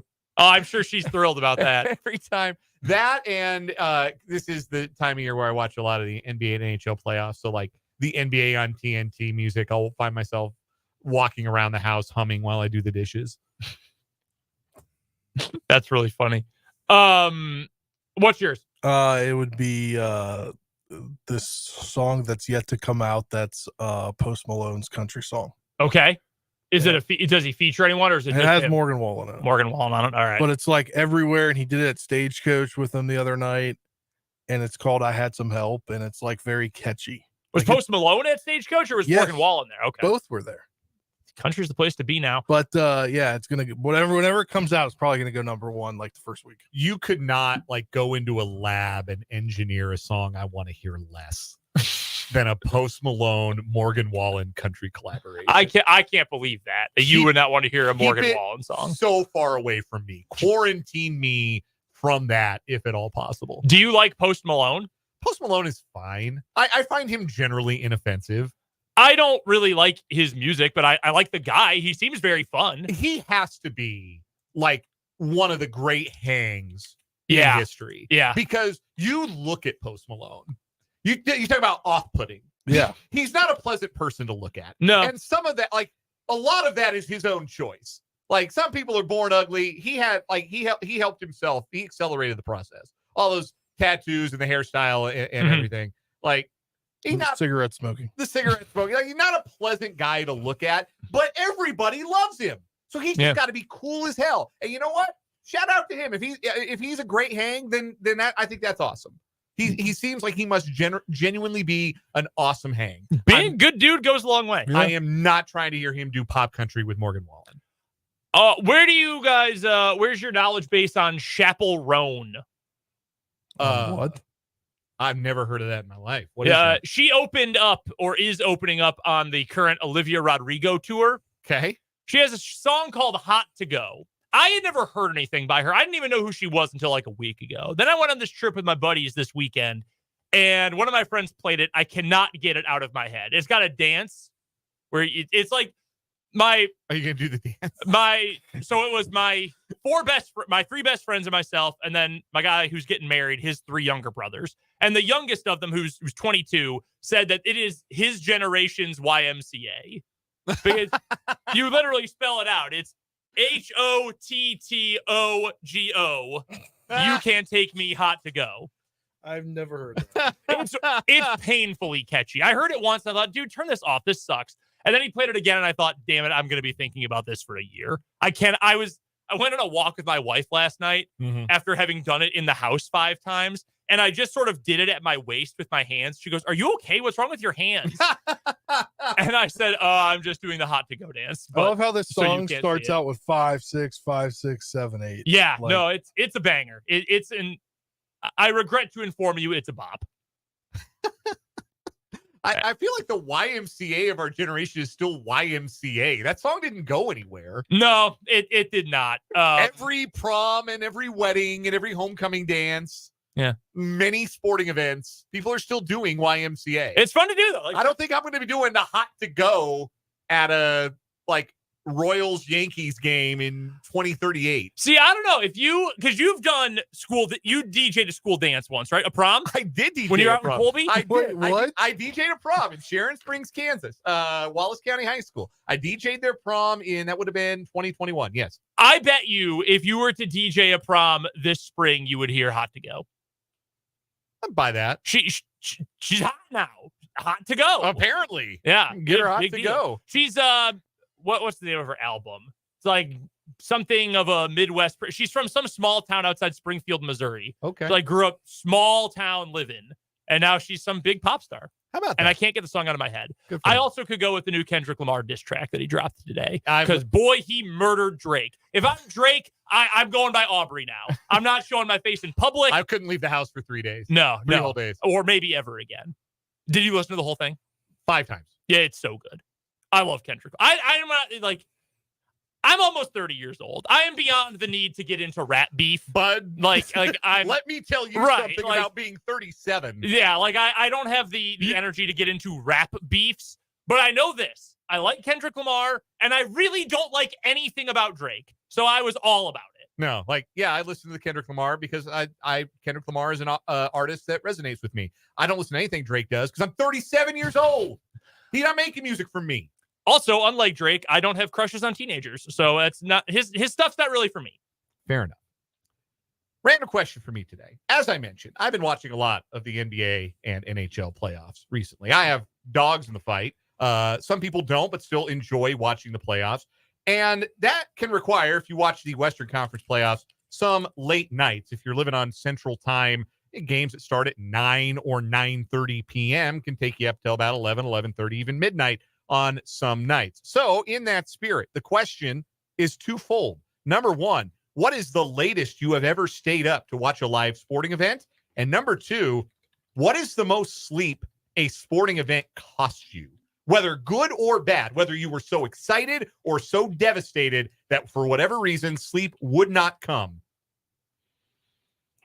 That's good. That's a good one. So the latest I've ever stayed up to watch a sporting event. So are we talking specifically with the intent to watch the game? Like you're only not necessarily. Like it could be like, oh, I jumped on this playoff hockey game tied in the third period, and the next thing I know, it's in the 5th overtime, and I'm still watching. Okay, well, so one that was like I turned on the game to watch it, and then all of a sudden it just happened to go crazy late. The 6th overtime Big East tournament. What was it? Syracuse and UConn? Yes, that Eric Devendorf game. Yeah, that one stands out, no doubt, because that game went deep into the night. But if we're just talking, it was late and I was watching a sporting event a really long time, I definitely watched a KBO game that during COVID that had first pitch at like 4 a.m. Because I was like, honey, I can't sleep. I'm going to stay up and watch TV for a bit. And then all of a sudden I'm in the bottom of the 8th inning and, oh, the sun is coming up. That definitely happened at least a couple of times. Same with Aussie football at the time. Yeah, we were jonesing for sports. Deep into it during COVID. You're an East Coast guy, so games all start late. You ever stay up real late for one? I'm trying to remember the game. I'm looking it up right now. I can't remember which one it was, but there was a Capitals playoff game 2014. It went to like 5 overtimes. It was in the playoffs. I'm trying to figure out the game right now. I can't find it right now. But you remember a long one? Yes. 11 years ago. Okay. They lost 3-2. That's why I remember. Oh. And I think it might have been the series. Did that cost you sleep? That cost me sleep. Also, what game was it? There was a Pac-12 game this last football season. Was it the UC or was it USC? USC Arizona? That may have been it. I feel like that game went really late. Yeah. Yes, that wasn't the most recent. Like on East Coast time, it was like 1:15 when it ended. Yeah. The one that cost me the most sleep, it's the worst game I ever watched, which is that godforsaken 2014 NFC Championship loss where the Packers should have won 19-0 and somehow lost in overtime to Seattle. I've shared this before. I moved to Europe the next day. I spent a semester in England. I left the next afternoon. So I had the anxiety over that. and just the fact that I was crushed beyond belief. That night was miserable. That was a genuinely horrible night. I enjoyed that game more than you, obviously, but I don't laugh at your pain necessarily. I'm just laughing with you at this time. I get like really involved in games. So whether my team wins or loses, if it's a late night game, like Jamal Murray made a series winning shot to beat the Lakers last night, and I didn't get to bed till 2:00. And like, that's been the better part of the last week and a half for me. I'm probably wearing it on my face a little bit. Probably not healthy for me long-term, but it is what it is. The game is the game. I will say this though, and a couple of people from the YouTube comments have touched on the Royals wildcard game in 2014. Top City Metal Supply text lines on this one too. So I was doing sports talk radio in Wichita at the time. I was on morning drive. I was on from 6 to 9 a.m.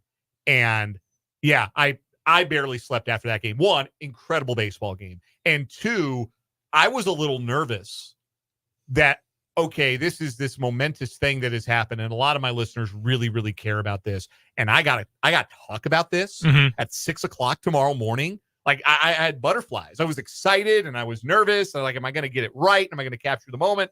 And yeah, I don't think I slept more than an hour that night, probably. That and job related anxiety, sure, but also incredible baseball game. It's fun when you lose sleep because of a good game. The one that was a positive that cost me sleep recently was when the Packers beat the Cowboys in the playoffs this year. I read every single game recap. I read every single Reddit thread, every tweet, every like obscure blog post, emergency podcast, all of it. And then it was all of a sudden 3:30 before I was even in bed. Yeah, Paul points out on the YouTube comments the 2015 World Series Game 1. Gordon's tying home run, and it was a sac fly by Hosmer that won the game. And yeah, those 14 inning, those long epic games that take you past midnight and your team wins. And yeah, you just the heart rate doesn't go down for a while, and you just end up bleary-eyed the next day. But the beauty part of that is if you're around your people, like if it's a Royals game the next day, you work in Kansas City or you work in this area, and you see it on everybody else's face too. That, hey, you were up late last night, weren't you? We all did the same thing. We're all hitting the coffee real hard. Real quick, do you have a random question for us? Yes. What is your best home remedy for like allergies that are when it's coming on? Because that's me right now. But welcome to Kansas, first of all. Usually for me, I get this like drainage. Yeah. But it comes in like late March to mid-April. And I surpassed that, and I was like, all right, this is gonna be a good year. And then I woke up this morning and I felt like death. I dropped to my knees next to my bedside and I prayed to God to kill me. I did not grow up with allergies. I did. My older sister and my dad did. And my older sister, it was to the point like she was in bed under the covers, door closed, window locked all day. Like could not go anywhere without wishing she was just going to die. And I never had it. I thought, wow, that sucks. Over time, I have developed them. And it hasn't been terrible this spring, except my eyes have been really bothered today. But when it's bad, I just think, like, what's the point? Like, why should I wake up? Why should I get up and do anything? Why even consider getting out of bed? I don't even have a home remedy. I just try to tough through it, and it's never a good idea. Clayton in the YouTube comments says local honey is best. Ooh, so okay. Little honey, perhaps. Vance chimes in with honey and whiskey. So I'm going to tell you, I don't have a home remedy. I just let them beat the hell out of me. Basically, I am defenseless. I take an allergy pill every morning, and if I have to double up, I do. Sometimes that helps. Sometimes it doesn't. You just never know. Yeah. I wish you luck. It's not fun. Oh, yeah. I wish you luck. Coming up next, we will get to the transfer portal needs for KU and K-State football on 580 Sports Talk.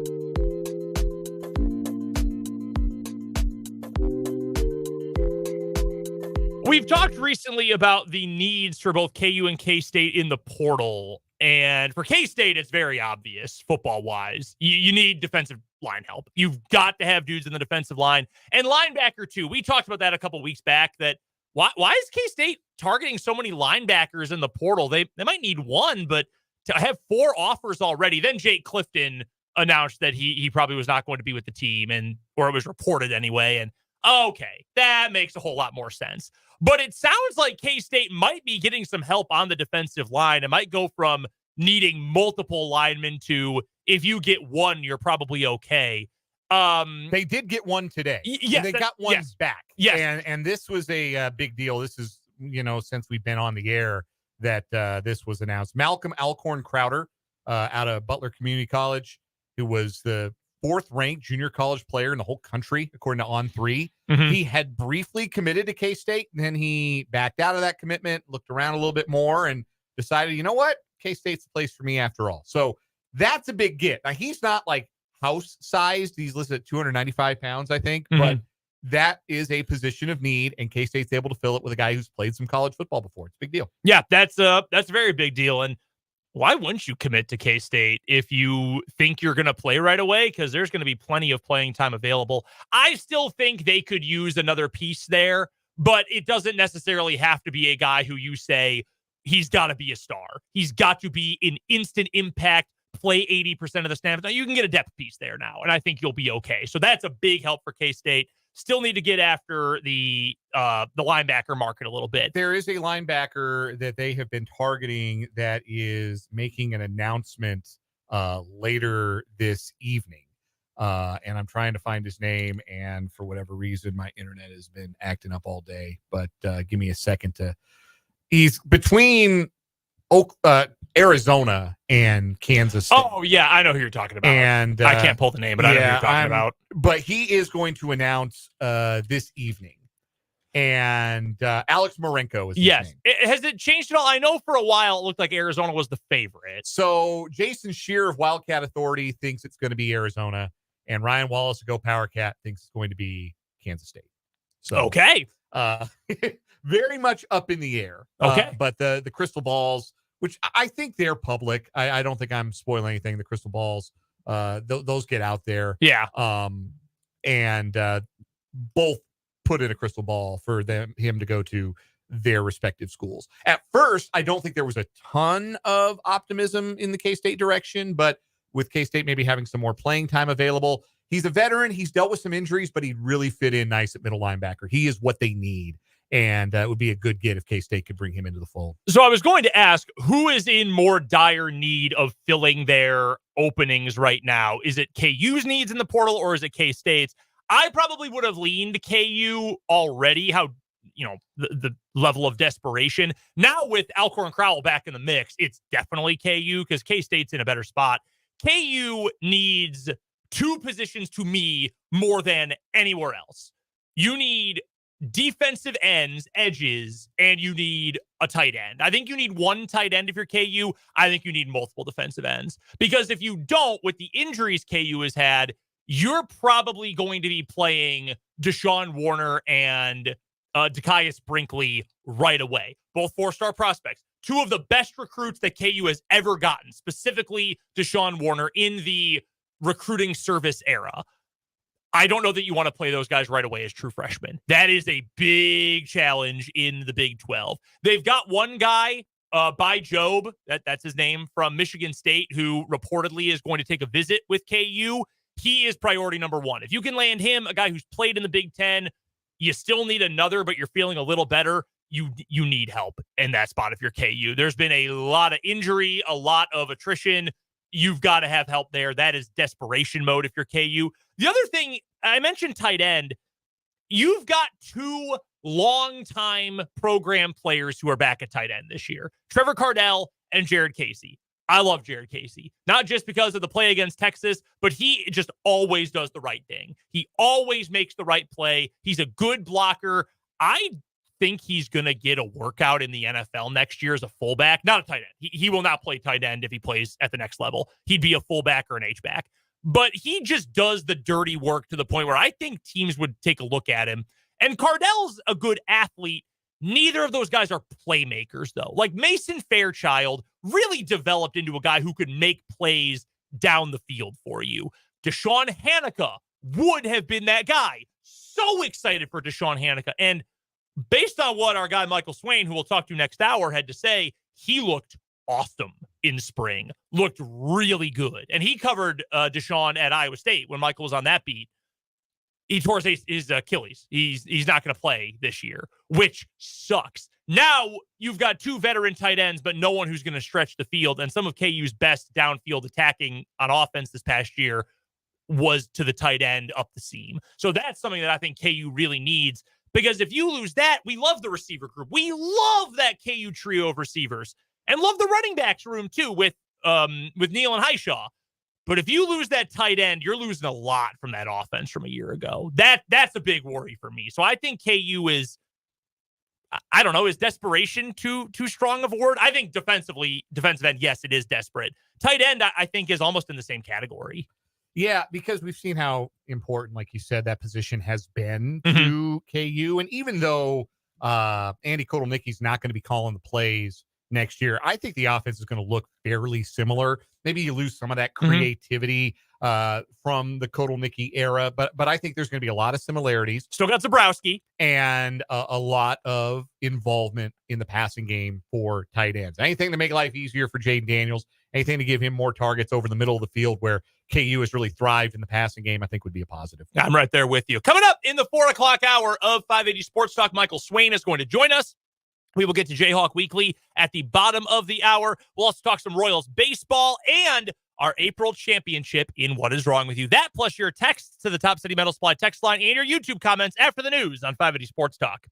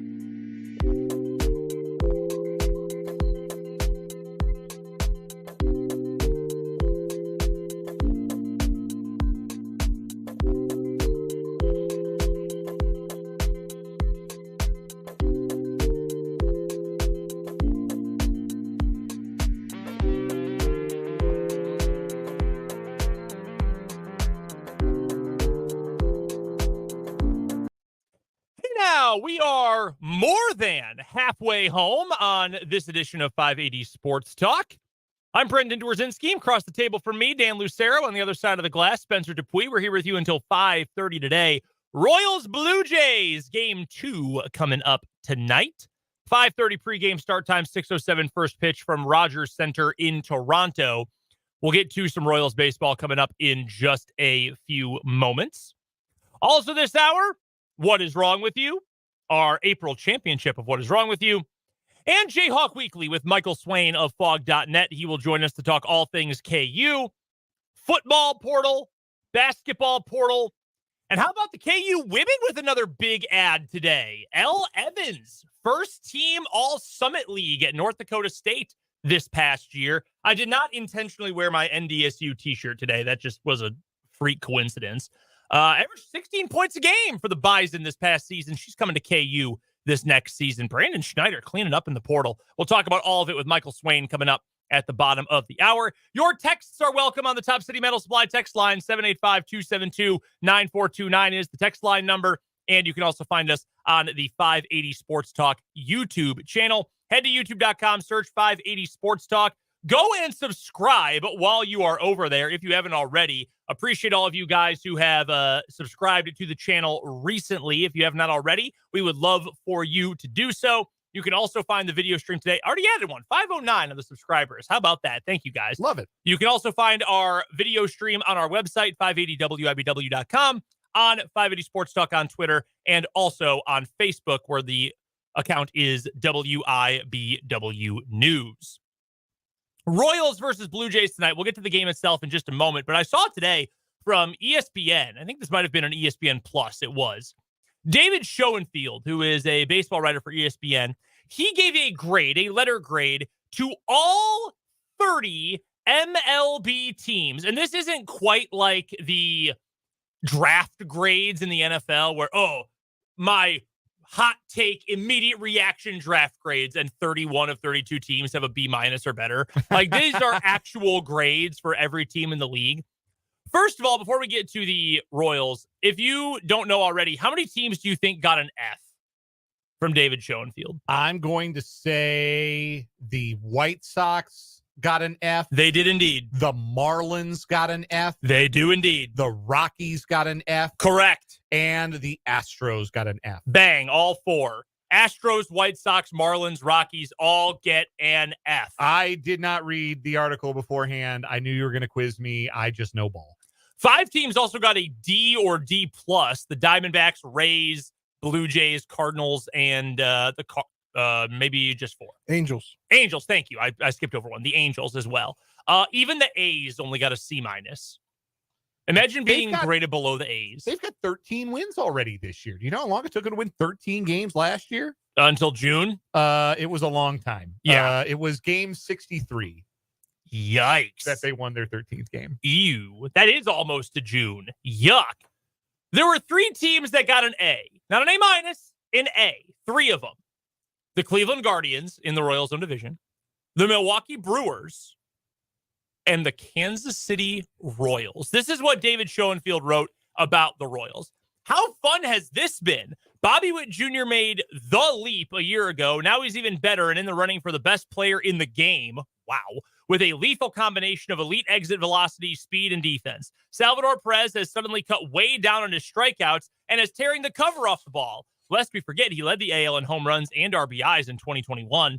The interesting thing about this start is it's not because of all the offseason acquisitions. Seth Lugo has been outstanding, despite averaging just 5.4 strikeouts per 9. And Michael Wacha has been solid, but Hunter Renfroe, Adam Frazier, and Garrett Hampson haven't hit much, and Will Smith is 0-2 with an ERA in double figures. I have no idea if they can keep this up. They are 9-1 against the White Sox and Astros, but a competitive out-of-nowhere Royals team would be a great story. I agree, David Schoenfield. That would be a great story. So I will ask the two of you this. What grade would you give the Royals for their season so far? I think that's a pretty easy A for what the Royals have done to this point. They are 17-13. Their Pythagorean win expectancy has them at 20-10. So they've actually kind of underperformed their run differential. Goes back to being 5-5 in one-run games. And I think that's a thing that when you're a young team and you're learning how to win, part of it is learning how to win those games, learning how to win the one-run games, learning how to, as we talked about earlier in the show, complete the comebacks to win a game, to have scratched out a run in the ninth, to have tied it at 6 last night, to have finished off the comeback like in Baltimore in that game where they end up losing in the 10th inning, the first game of that series out at Camden Yards early April. Those are the kinds of games this team is still learning how to win and still needs to learn how to win. But everywhere else, you've got to say that this team was built to improve from last year's 56 wins, and they have gone from the absolute bottom of the barrel to competitive much faster than anybody would have anticipated. That's an A grade for me. So Dan's got them with the Emma Stone, easy A. What would you give them? I give them an A minus. So very good, but not perfect. Yeah, I mean, I think you maybe could have added another bullpen arm that was better than what you had. You could have added another guy here or there. Obviously, your first 4 starters are pretty good. Yeah.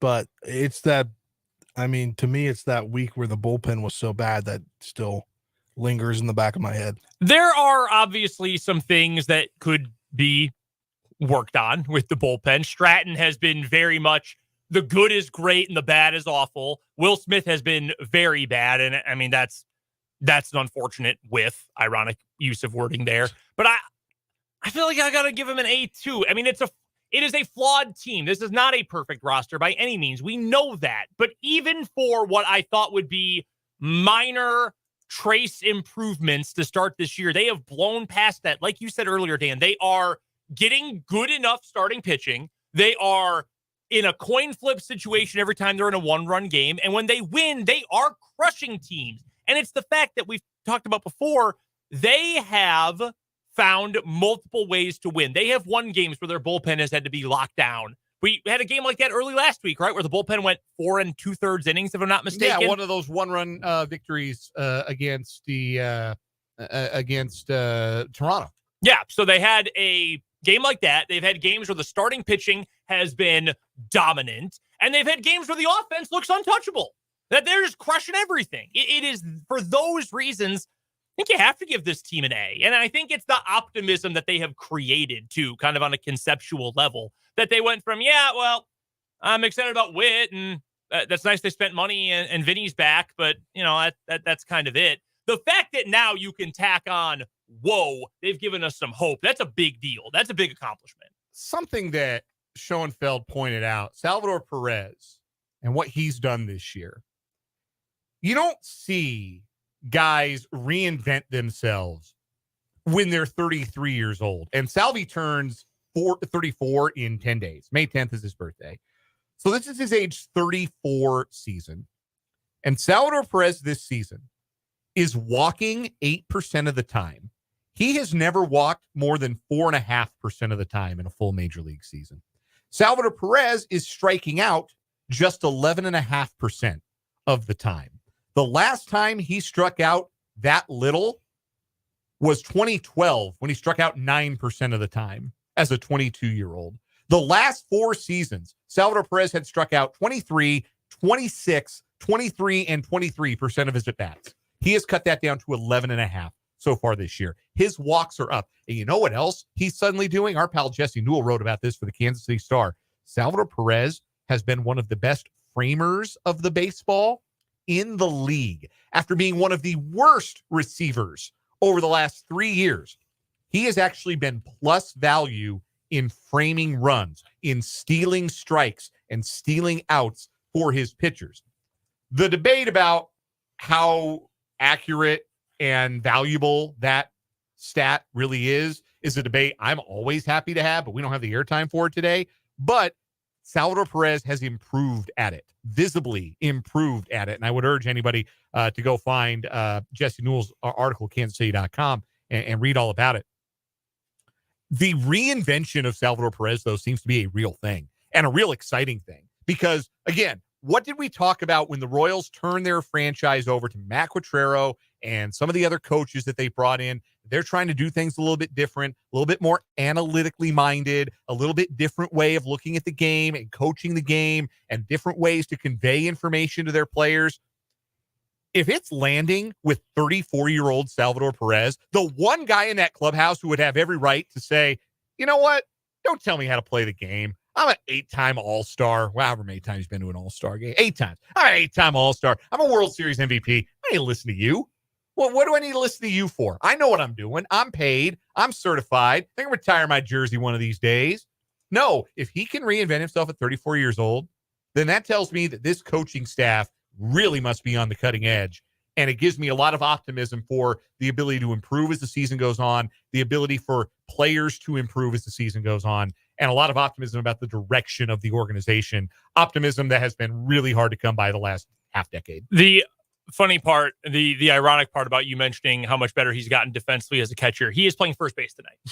Yeah, so he had the bad back and got scratched from the lineup last night. They pinch hit him. I'm not surprised they're keeping him from behind the plate tonight. We'll get to more on the Royals here in a second. I do want to get to this timely note. Some severe weather updates for you from the Capital Federal Weather Center. The National Weather Service in Topeka has issued a severe thunderstorm warning for northwestern Pottawatomie County in northeastern Kansas until 4:30 p.m. Central Time. At 4:07, a severe thunderstorm was located over Olsburg, moving northeast at 25 miles an hour. Hazards include 70-mile-per-hour wind gusts and half-dollar-size hail. This is a radar-indicated storm. Impact includes hail damage to vehicles, which is expected. You can also expect considerable tree damage. Wind damage is also likely to mobile homes, roofs, and outbuildings. Locations impacted include Westmoreland, Blaine, and Olsburg. Again, the National Weather Service in Topeka has issued a severe thunderstorm warning for northwestern Pottawatomie County until 4:30 p.m. Central Time. Stay tuned here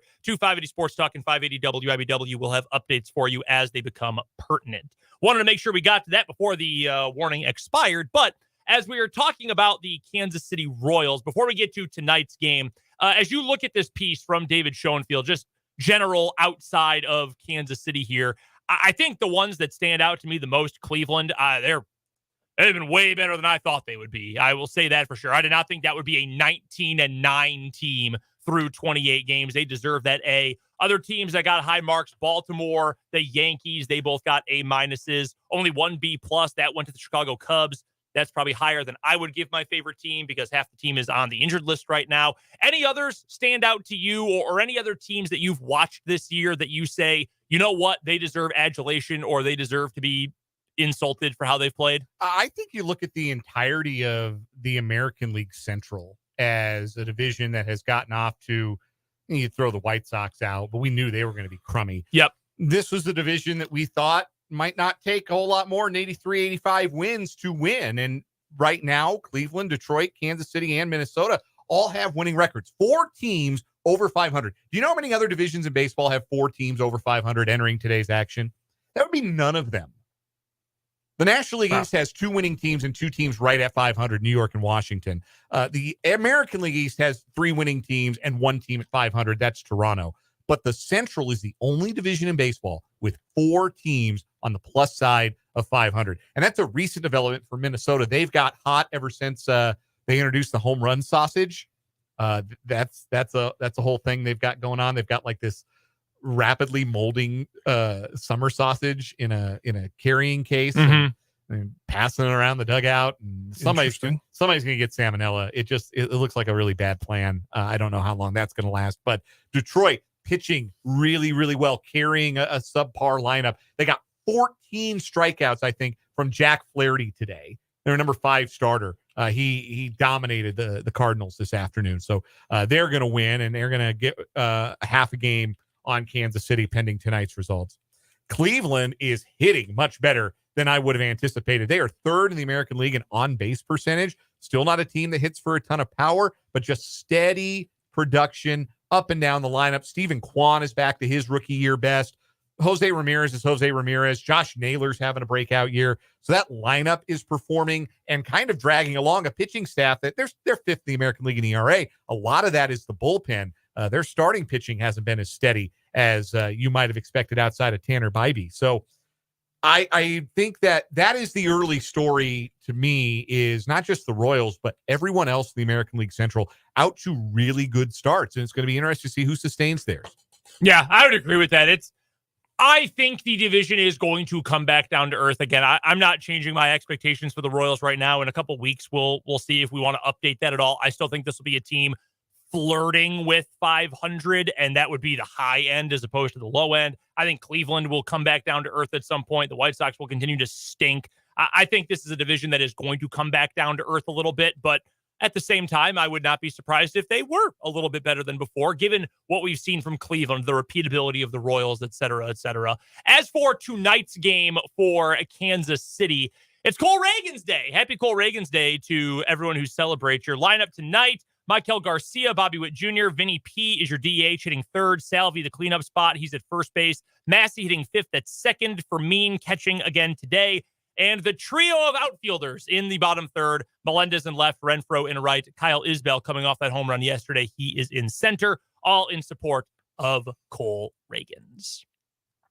Most exciting day for the Royals every 5 days is Cole Reagan's Day, so I'm looking forward to it. That 3 straight losses for the Royals. They need a stopper. Let's see if Cole Reagan's can be that. He's going to have to be really good because, Jose Barrios on the other side is going to be excellent. This projects to be a well-pitched game. I know the last time I said that about a tasty pitching matchup involving Cole Reagan's, both guys were bad and ended up a 9-7 final score. So let's hope I'm right this time. The advanced metrics for Jose Barrios this season are kind of funny, and just using one website for information, that's Baseball Savant.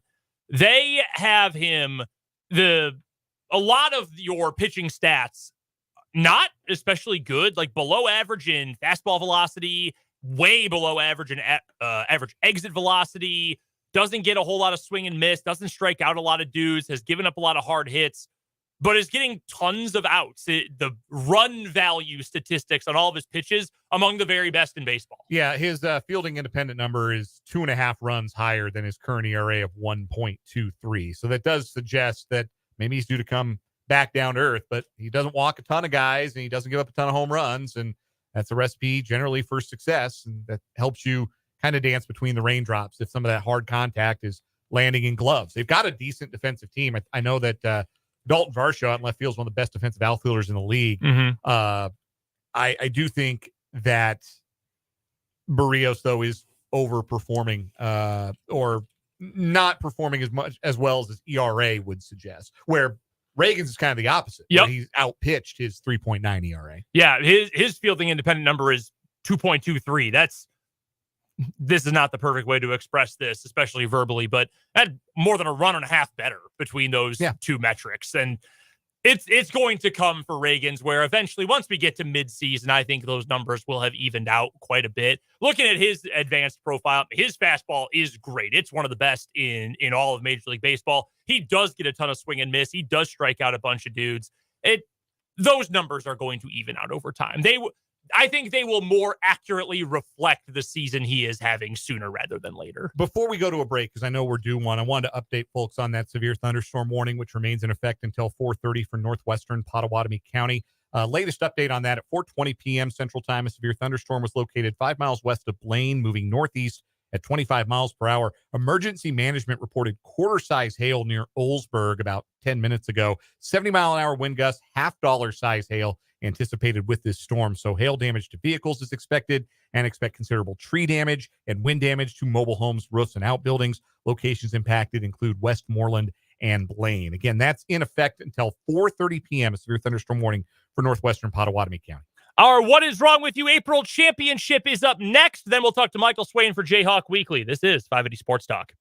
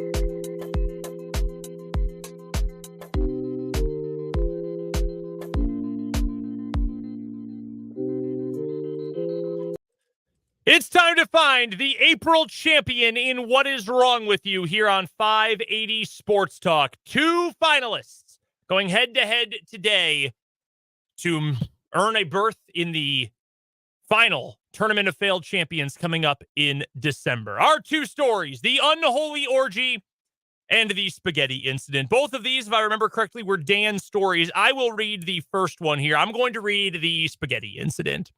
Where in Indianapolis, police found a pregnant woman in her car covered in spaghetti after a road rage incident on the northwest side of the city a couple Saturdays ago. According to police, a woman called 911 around 5 p.m. back on April 17th, saying a driver had flashed a gun at her during a road rage incident. The woman told police she was turning onto 46th Street from Moeller Road when the other driver made a left turn in front of her. The woman shouted at the driver, who she claims brake checked her. She made it around to the other driver, who said she then showed a silver gun and followed her. The woman told police she was too scared to stop at her house. Smart. So she circled around and called police. The woman, who also had 3 kids in her car, said she got to Moeller Road and 38th. The other driver took a container of spaghetti and threw it, covering her and her car. She also claims the other driver sideswiped her car at the same time. She claims she tried to get the other driver to give insurance information. The other driver was again holding a gun and pointing it toward her. The driver of the other car claimed the woman hit her car and said she was simply following it to get a picture of the license plate.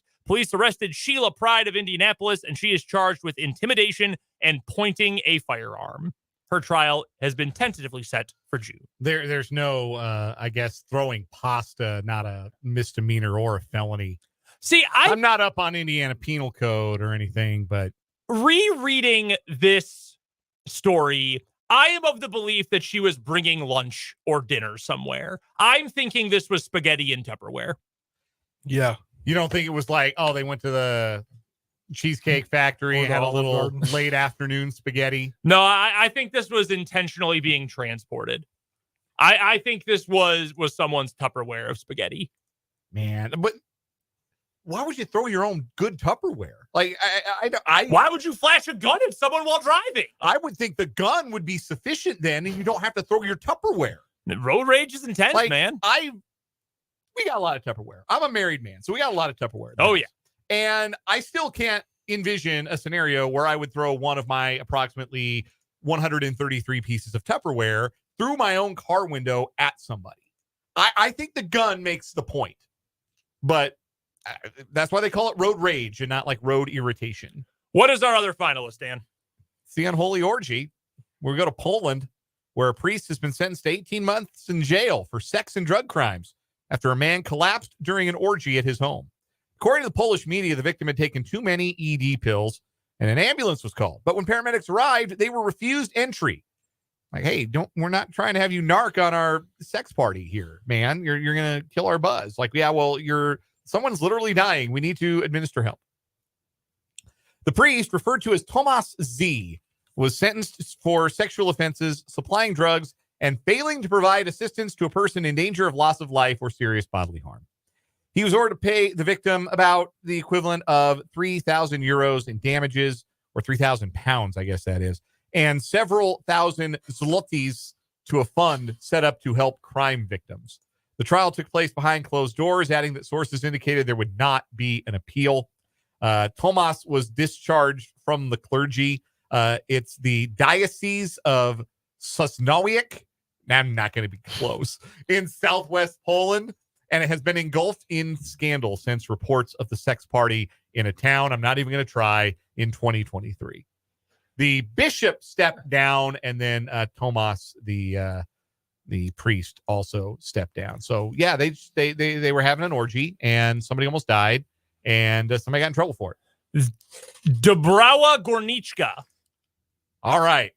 I don't know if that's accurate, but that's going to be my official guess. This is so messed up. I thought you guys were not supposed to do any of this. Right? Let alone have full parties for it. That was my understanding anyway. Yeah. I am not Catholic myself, but that was my understanding of the situation. I thought the whole thing was when you entered the priesthood, you swore off those things. Yeah, you don't get to do that anymore. Abstinent. Maybe it's different in Poland. Maybe things are different. And maybe they have things are very different in clerical Poland. laws. If that's even a word. I just am so It's so gross. It is so appalling. Do you think they had the miters with them? Probably. Yeah, like in the robes. That part of the attraction. I would suppose. imagine Do you think the ED pills, like they had like a fishbowl of them? Oh, Like- yeah. Like just Some parties have keys, some have Viagra. yeah, just like, hey, we intend to go all night, and so if you need a little help, we got a bowl full of these. This story is just so He appalling. took too many of them and almost died. It's like terrifying. And Can you then the imagine? priest wouldn't let him in. No, man, this is really going to mess things up for me. Oh, This God. is really going to make my career a real difficult to continue. This one, to be completely honest with you, as good as the spaghetti incident is, I think this is a foregone conclusion, but I will open the floor. Who wins? Is it the spaghetti incident or is it the tadalafil transubstantiation? It's the unholy orgy. Yes. The Viagra vicar, the Cialis clergyman. We got a lot of clever names for it. Yeah. Do you think like they got like Polish convenience stations? Like dude in a robe just walked in like, hey, I'll take that whole rack. Did you see what Vance said? He said maybe that priest wasn't up for that type of encounter. Clearly not. Somebody wasn't. Yeah, we have regarding my apparent lack of understanding of how this group operates. Rules for thee, not for me. Yeah, that's pretty accurate from the Top City Metal Supply text line. Before we go to break, and congratulations once again to the Unholy Orgy for being our April What Is Wrong With You champion. There's no good way to segue from No, there really isn't. Not to anything, but yes, that is our monthly champion. yes, congratulations to all involved. Also, shame on you. Yes. More so, shame on you. Wanted to pass along that the National Weather Service has extended the severe thunderstorm warning for northeastern Potawatomi County until 5 p.m. Central Time, including the locations Westmoreland, Blaine, Onega, and Wheaton. At 4:28 p.m. Central Time, the severe thunderstorm was located near Westmoreland, moving east at 30 miles per hour. Radar indicating quarter-size hail and 60-mile-an-hour wind gusts. Again, until 5 p.m. Central Time, that severe thunderstorm warning for northeastern Potawatomi County. I'm also going to enter the aroused acolyte for consideration for this story. Coming up next, Jayhawk Weekly with Michael Swain here on 580 Sports Talk.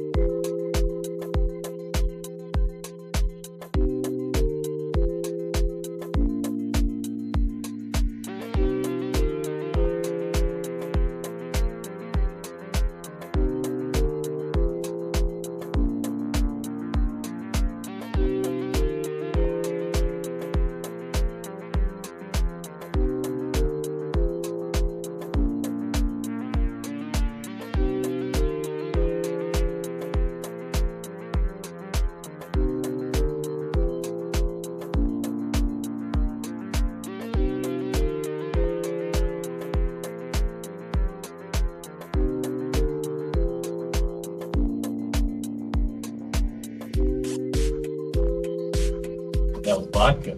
$signs. Mike. What day is it, Mike? What a scene in Lawrence, Kansas tonight. Michael Swain is our guest on the Fleming Place Wine and Spirits Hotline. It's Jayhawk Weekly here on 580 Sports Talk. Michael does a phenomenal job covering the Kansas Jayhawks for Fog.net and 24/7 Sports. You can also find him on Twitter at mswain24/7. Michael, we have a ton to get to today, so let's dive in. Let's get to the news from early Friday, but late last week. It's official. Rylan Griffin joins KU basketball. He has committed to Bill Self and the Jayhawks, the guy who KU recruited but didn't get out of high school. I know there were some talks last year. He is finally coming to Lawrence. We talked about him a bunch last week, but what does this mean for the rotation? What does this mean for the roster for KU going into next season? Yeah, I think it just continues to bolster, right, the number of really high-quality players Bill Self is going to have at his disposal. And obviously, I think as we get into, probably June, we'll start talking about starting lineups and stuff. And you add someone like Rylan Griffin, and it does complicate things in terms of trying to project who's going to start, because he's a really good player who just started on a Final Four team. And so he's someone that does have the ability to start at Kansas. If you made me pick a starting lineup today, I probably would say that Rylan Griffin probably would be in that starting lineup. And so I think he's a really good fit for KU. He shot the three ball really well last year. He's pretty versatile defensively. You're not going to have him play the four a lot, but he can guard 2, 3, and then maybe if someone has a small ball 4, maybe guard that spot too.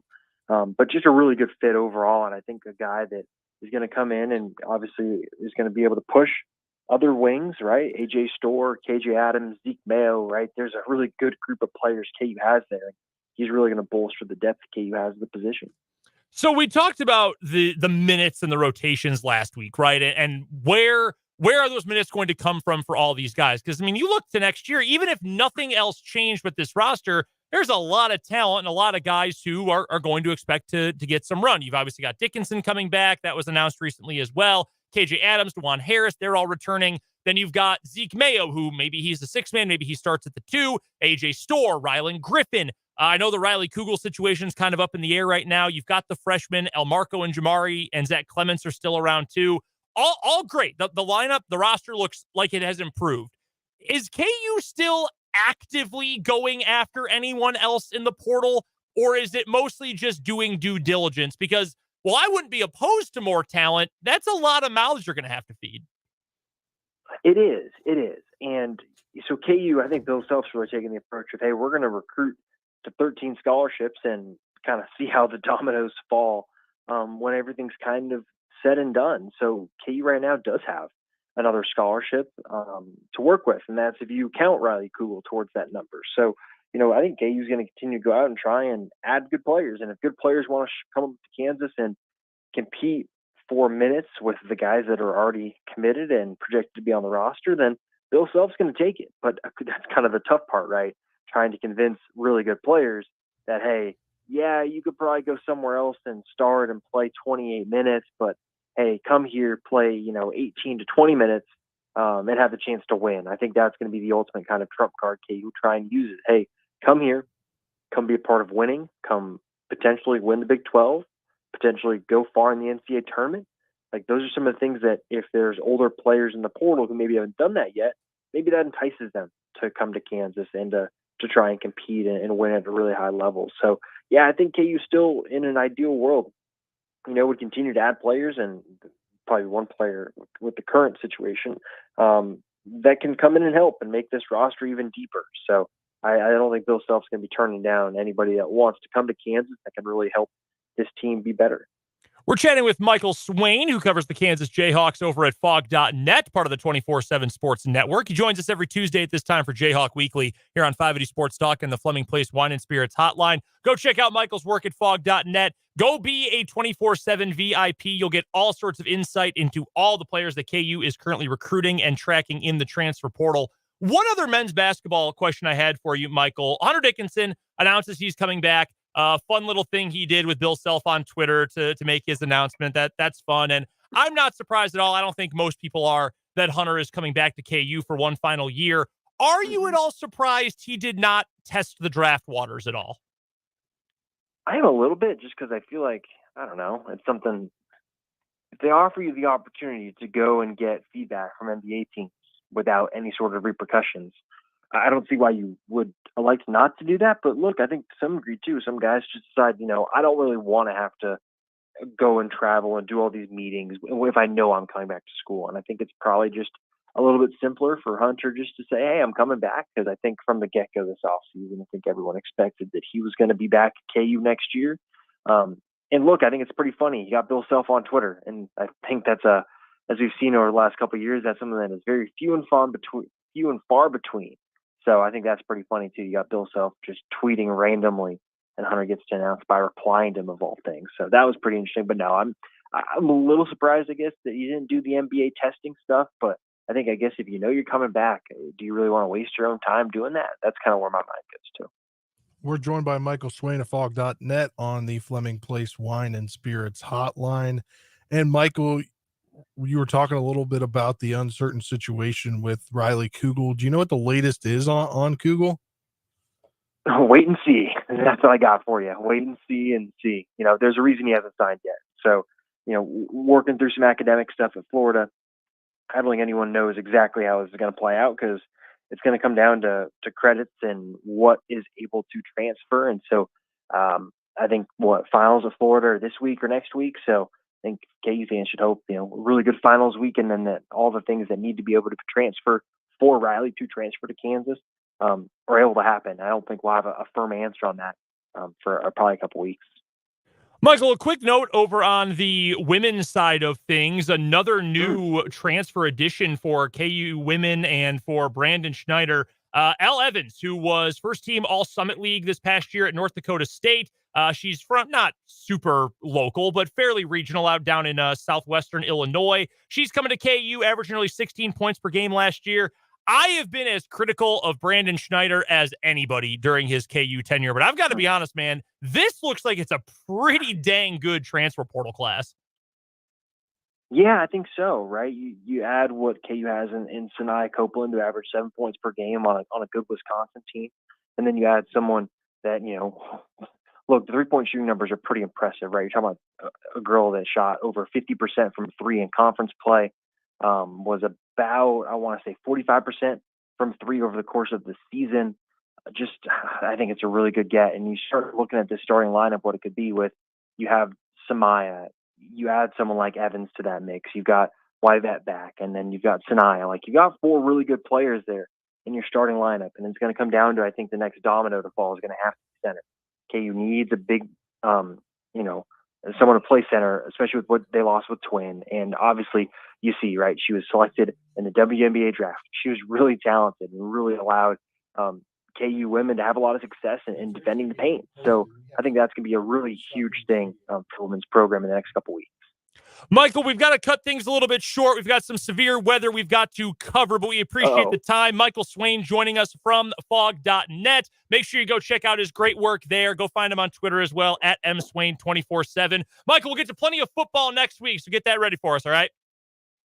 Sounds great. Hope everyone's all right. That is Michael Swain from Fog.net. Dan, you've got the latest on our severe weather situation. Yeah, we do have a tornado warning now in effect for until 5:15 p.m. Central Time for northeastern Potawatomi County. At 4:42 p.m. Central Time, a confirmed tornado was located over Westmoreland, moving east at 15 miles per hour. This has been confirmed by emergency management. A tornado is on the ground over Westmoreland, moving east at 15 miles per hour. Take cover now. Move to a basement or an interior room on the lowest floor of a sturdy building and avoid windows. If you're outdoors in a mobile home or in a vehicle, move to the closest substantial shelter and protect yourself from flying debris. It will be dangerous to those caught without shelter. Mobile homes will be damaged or destroyed. Damage to roofs, windows, and vehicles will occur, and tree damage is likely. Again, this impacts the locations of Westmoreland and Wheaton. A confirmed tornado was located over Westmoreland, moving east at 15 miles per hour at 4:42 Central Time. So this tornado warning remains in effect until 5:15 p.m. Central Time for northeastern Potawatomi County. We're going to stay live with this, and we're going to effort reaching Dan Holliday of our weather guy. We will get out to him as soon as we can, and we will get you the most up-to-date information that we can get you. But there has been a tornado watch in effect for the broad swath of our listening audience here throughout much of the afternoon. And now it does appear that we have a report of one that is on the ground outside of Westmoreland. And we'll continue to update you on that as the events warrant. Trying to take a look at some of the weather maps, pull up a radar map here, and you can see that the cell right now, the storm cell that is producing this tornado right now is sitting southwest of Onega, north of Highway 24 and Wamego, again up in that Westmoreland area, and it is moving east at about 15 miles per hour. You can kind of see the potential for hook echoes throughout this storm path, and continues to move into the area. Yeah, we are efforting to get Steve Hamilton on the air. We will try to get him on here in just a moment. But again, this is an immediate situation going on in Pottawatomie County right now. So if you are in Pottawatomie County, Dan just mentioned the towns in which this is currently impacting local residents. Take cover now. Essentially, if you are west of the capital city, take cover now. There has been a tornado on the ground confirmed by emergency services. So that is obviously, we are prepared for this in our area, but get to the lowest level of your house. This is going to affect trees, cars, outbuildings in our area, specifically in Pottawatomie County. A tornado has been confirmed in the area of Westmoreland, traveling over Westmoreland. So in that area, anywhere in that area, please get to cover ASAP. This is not a warning at this point. This has been a confirmed tornado on the ground. We have another update here as well at 4:50 p.m. A confirmed tornado located over Westmoreland, moving east at 20 miles per hour. Again, this has been confirmed by emergency management. There's a tornado with quarter-size hail. A tornado is on the ground. Take cover now. Move to a basement or an interior room on the lowest floor of a sturdy building. Avoid windows. If you're outdoors in a mobile home or in a vehicle, move to the closest substantial shelter and protect yourself from flying debris. This impacts Westmoreland and Wheaton. The storm continuing to move east up north of Highway 24 here in Pottawatomie County. There's also an active tornado warning in effect until 5 p.m. for west central Nemaha and southeastern Marshall counties. Last update on that one at 4:45 p.m. A severe thunderstorm capable of producing a tornado was located near Frankfort, moving east at 25 miles per hour. Locations impacted in this storm include Frankfort, Vermilion, and Baileyville. Radar indicating rotation, but unlike with the warning in Pottawatomie County, there has not been a tornado spotted on the ground. If you're in any of these locations that we are referring to, do take cover now. Move to a basement or an interior room on the lowest floor of a sturdy building. Avoid windows. If you're outdoors in a mobile home or in a vehicle, move to the closest substantial shelter and protect yourself from flying debris. We do have a listener who had mentioned that they have now seen it lift, but on I-70 near Maple Hill was able to see the tornado on the ground. It has since lifted, but this is not a may happen situation. This is a is happening now situation. Yeah, and just trying to get a working, moving picture. We do have the storm report is on with us. This is Dan Holliday. Dan Holliday, this is yes, it is. Hi, Dan. This is Dan Lucero with 580 WIBW. We're tracking the tornadoes northwest of our broadcast location in Pottawatomie County, most imminently, with a tornado being spotted on the ground there. What can you tell us? Well, absolutely. We're just getting some information here from the National Weather Service, and the good news is we are able to get timely information from them through the latest spotter data that is coming in here. We understand that this was just as of 4:52 this afternoon. Emergency management still reported the tornado on the ground. They said it was just a minute or two, but again, you have to think about the way this storm is at this time. It's in the mode of producing all modes of severe weather in terms of large hail and damaging winds. What we'll do as well is we'll go to the latest update on radar, where we can get kind of more of a an actual look at what is happening overall with the storm, because as we see, this cold front, which is coming in from the north and west, has been producing some thunderstorms that went right into a supercellular nature, and that's what we have right about now. Several spotters on that storm right about now. We're just kind of checking in with some of the streams that we have been watching, and they've been going in and out due to cell phone coverage. But specifically, let's just bring you up to date on this. The latest information is northeastern Pottawatomie County in this tornado warning here, and this will continue in effect for a while longer. At 4:50, this storm was near the Westmoreland area, tracking east at 20 miles per hour. So again, Westmoreland, Wheaton under the gun during this tornado warning. We also have a severe thunderstorm warning that is surrounding that area as well too, and that continues for another 5 minutes for northeastern Pottawatomie County. That until 5 o'clock, and so that also showed the same area of storms near the Westmoreland area. So we really have two different polygons with a severe thunderstorm warning and a tornado warning in effect. I would certainly, and as we zoom in on radar, really consider taking cover if you are just down the road a little bit. I would say, like, for instance, in Emmett, that would be an area under the gun as well, too. Folks in Wamego, this is just very close by, just to the north of you, the tail end of the storm.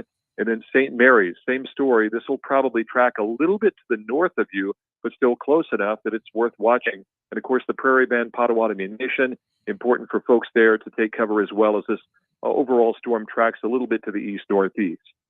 Yeah, it looks like as we're watching a live radar picture on our computers here in the studio that the line of storms up north is producing the severe weather right now, but there's also kind of a secondary line of storm that is southwest of Manhattan, and that's starting to produce some severe weather as well. And that line is the line that looks like it might be on track to reach the capital city potentially. Absolutely. Yeah, we're watching this new tornado warning just issued from the National Weather Service here in Topeka. This is for southern Nemaha and east central Marshall County. Just kind of gives you an idea where it's moving until 5:30. That storm capable of producing a tornado near Vermilion, moving east rapidly at 45 miles per hour. Folks, they're also going to be dealing with some hail about the size of 2 inches in diameter or larger. But yes, exactly. The Westmoreland storm, just to the northwest of St. Mary's, is the one that everyone is watching. We have emergency management that's keeping their eye on that as well, too.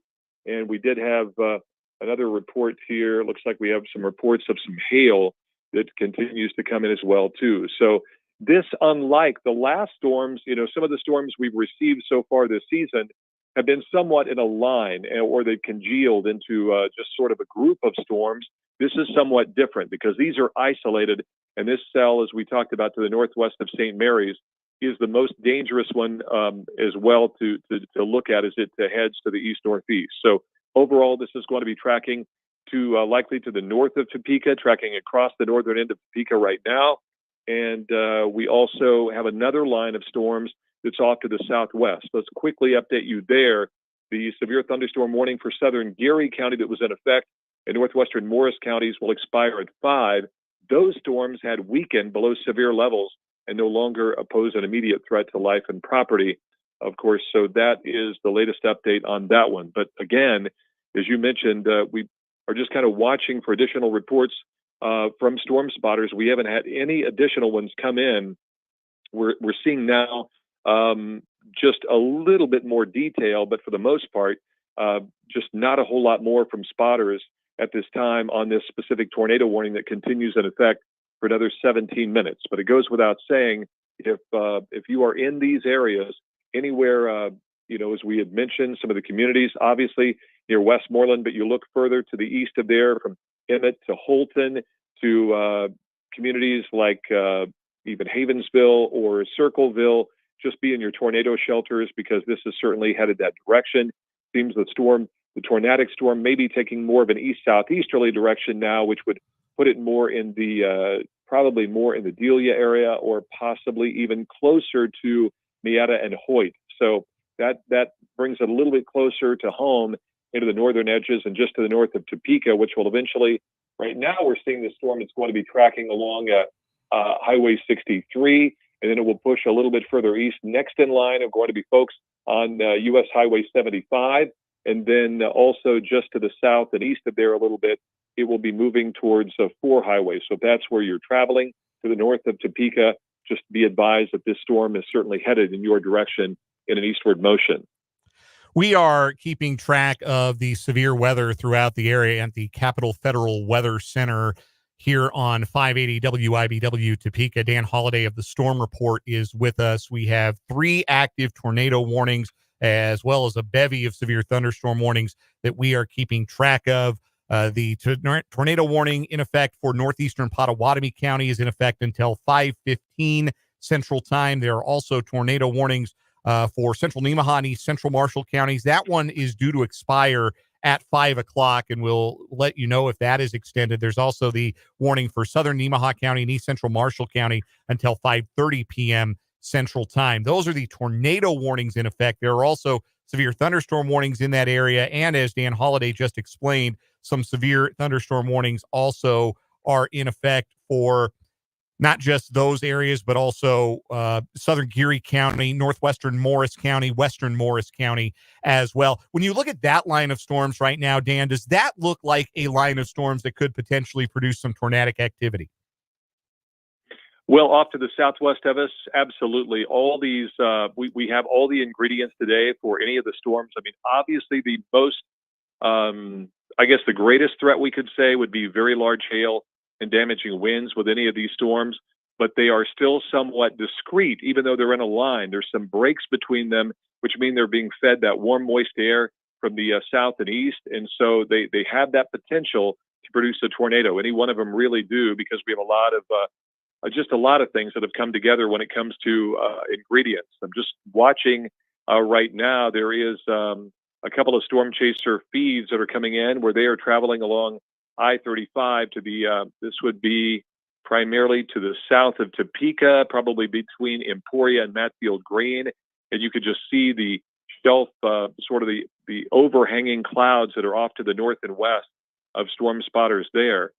Specifically, though, as we talked about, the most concerning storm right now we have is this storm over in, well, really, there's the tornado warning, which continues in effect for a while longer, for another 14 minutes or so for northeastern Pottawatomie County. That's a very, very impressive cell. There are a couple of storm spotters on that, but they have lost connection with cell service, so we just don't have a whole lot we're seeing. The storm that was warned in Nemaha County, portions of Nemaha County, we have a tornado warning in effect there, and just had a report from emergency management in Nemaha County looking west at 56th and D Road, and you can see a lowering, but at this time there's no tornado on the ground. That is a radar indicated tornado warning that had been issued there. Looks like we have right about now we're down to 2 tornado warnings down that were after 5 o'clock, and we'll just bring you the latest here. This tornado warning was issued at 4:55 again for southern Nemaha and east central Marshall County until 5:30 this afternoon. That storm tracking east at 45 miles per hour. We're seeing somewhat of a right turn there. It's just taking it right onto the east and will eventually cross Highway 75. Folks there that will likely be in the path of that storm are going to be, well, if we look a little bit closer, we're going to see, let's see, down to a Wetmore. Folks in Bancroft, you're just to the south and east of there. And then also passing the Kickapoo tribe areas there. Horton is also in line for the severe weather too, along 73 and 20, Highway 20 there that meet. So that is where that storm will eventually move. Folks, obviously, that are dealing in Corning, getting some very heavy rain, probably some large hail as well too. And then we have that additional tornado warning, which continues in effect just to the southwest of this storm. And that continues for northeastern Pottawatomie County, where a tornado warning had been, actually a tornado had been cited with that. We continue to see some additional reports come in. We understand Marshall County has been cleared from that tornado warning that was in effect here. East Central Marshall County now in a better position with that one. And we will, let's quickly move over to another scan on the radar. little bit more data here from the National Weather Service. Just a lot of stuff coming in right now. Dan, if we could break in real quick here. Sorry to interrupt you. Yeah. We are going to be simulcasting this, so just hold on 1 second. We're going to get this all set up. Severe weather update from the Capitol Federal Weather Center. I am Britt Zweigert. It is 5:04. We are dealing with a couple of tornado warnings in the listening area. One for northeastern Pottawatomie County. That's until 5:15, about 10 more minutes on that storm, which was a confirmed tornado located over Westmoreland, moving east at 20 miles per hour. An additional tornado warning for southern Nemaha County and east central Marshall County. That's until 5:30. We have Dan Holliday from the Storm Reports on with us. And Dan, if you could kind of outline what are the current tornado warnings as we are simulcasting across our Alpha Media stations here. What is the threat at this moment? Well, there's really two areas that we're watching right now. And as we referred to a little bit ago, we're seeing somewhat of a difference here because these storms, unlike some of the ones that we've seen this season, have somewhat of a discrete nature. And when we say that, we mean they are by themselves. They're able to strengthen to a very high level. And there were two areas that we're most concerned about. The latest scan on this one, really, really impressive right now. Let me move to what we call storm relative velocity. That gives us an idea of where the center of rotation would be. And talking specifically on the northern storm, this would be just to the east of Vermilion. We have a pretty strong echo coming in on radar. A center of circulation would be just to the southwest of Centralia. That is tracking east. It's going to be going right into Corning, going eventually into the Goff area, and then on into Wetmore. Grenada also in the path of that as well, too. And folks traveling north and southbound along US Highway 75. Now, further to the south of that, we have another tornado warning. That was on the that was on the Westmoreland storm. Originally, a confirmed tornado was reported at about 4:50 heading east at 20 miles per hour. So emergency management confirmed that tornado affecting folks in Westmoreland and Wheaton, but it appears the center of circulation is off pretty much to the east of there a little bit, not quite seeing the echoes on radar that we once were, but the storm has certainly intensified to the north. Both of these storms, very impressive supercells. We see other strengthening storms too to the southwest of the Topeka radar. It would be probably off to the west around Alta Vista, also affecting folks in Dwight where very heavy rain, probably hail is occurring at White City. You know, if you're in White City, just to the east of there, the hail or heavy rainfall really coming down right there along Highway 4 and then further southwest to Lincolnville. We have quite a line of storms moving in. So it does look like we're going to be seeing this line of storms track toward the Topeka area. It just depends on, what we'll see out of this. The tornado warned storms are going to be tracking to the northeast and northeast of Topeka, moving on into extreme northeast Kansas. In fact, this one cell to the north is going to pass to the south of Seneca, moving near the Hiawatha area, and eventually likely will go into St. Joe. So that gives you an idea from a map per se where that is. The other storm is going to be tracking near Holton. So those are the two tornado warned storms we're keeping an eye on. Affecting Topeka, though, we have a storm to the west, right about the Wabunsee County near Wamego, right about that line. And then I would say it would be to the east of Manhattan. That storm will be headed towards Topeka. However, it is not severe at this time. So that is some good news, at least for the capital city. Yes. Yeah, both of these storms are moving straight east. The one that is more affecting Marshall Nemaha, it looks like it was 45 miles per hour in an eastward direction. The one that we were talking about for Westmoreland and Wheaton, slower moving storm, just moving, I guess, 20 miles per hour at this point. No, that's a different one. 20 miles per hour for the tornado warning, straight east for northeastern Pottawatomie County. Now that's set to expire at 5:15, which is, we're coming up on the last 6 minutes of that warning. I'm not asking you to look into a crystal ball or anything, but do you foresee this perhaps being able to expire or extending in some way? Boy, it's hard to say on that. These storms are isolated, and if they would weaken a little bit, they have the potential of cycling, which means that they could weaken and then just cycle back into something that would be much stronger. But I will say there is a really impressive radar hook right now on this northern storm. And just a few minutes ago, we understand that emergency management reported a tornado on the ground just east of the Marshall-Nemaha County line. So that northern storm there, really, really impressive right now on radar. And in fact, it was reported a tornado on the ground now. This is from emergency management and spotters 4 miles to the southeast of Vermilion. And the hook, if you look at this on radar, it just has that backwards J that we refer to that is classic supercellular tornadic storm activity. And I would say anyone in the Corning area, Centralia, you need to be in your tornado shelters right now. This is a serious storm and more than likely is producing a tornado. Maybe even will actually move to a different level here, a different scan on the radar, and we can see what is called a correlation coefficient, which can sometimes indicate whether or not we have debris being lofted in the air. Certainly hope not, but we hope this is an open country now. Reported tornado on the ground 4 miles to the southeast of Vermilion, and that's exactly where this hook is, affecting Centralia. Folks there likely under tornado shelters. Corning and Goff, you should also be in your shelters. The tornado is on your doorstep and headed your direction.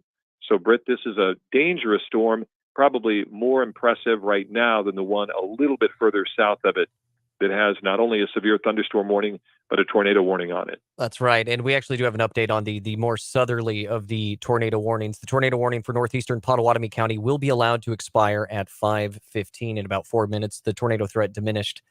The tornado warning has been canceled. However, large hail and damaging winds still likely with that storm. And thusly, there is a severe thunderstorm warning in the area for that to denote the severity of that. But the main concern right now, as again, the Potawatomi tornado warning will be allowed to expire here in about 4 minutes, is the other tornado warning that we have currently for Marshall-Nemaha.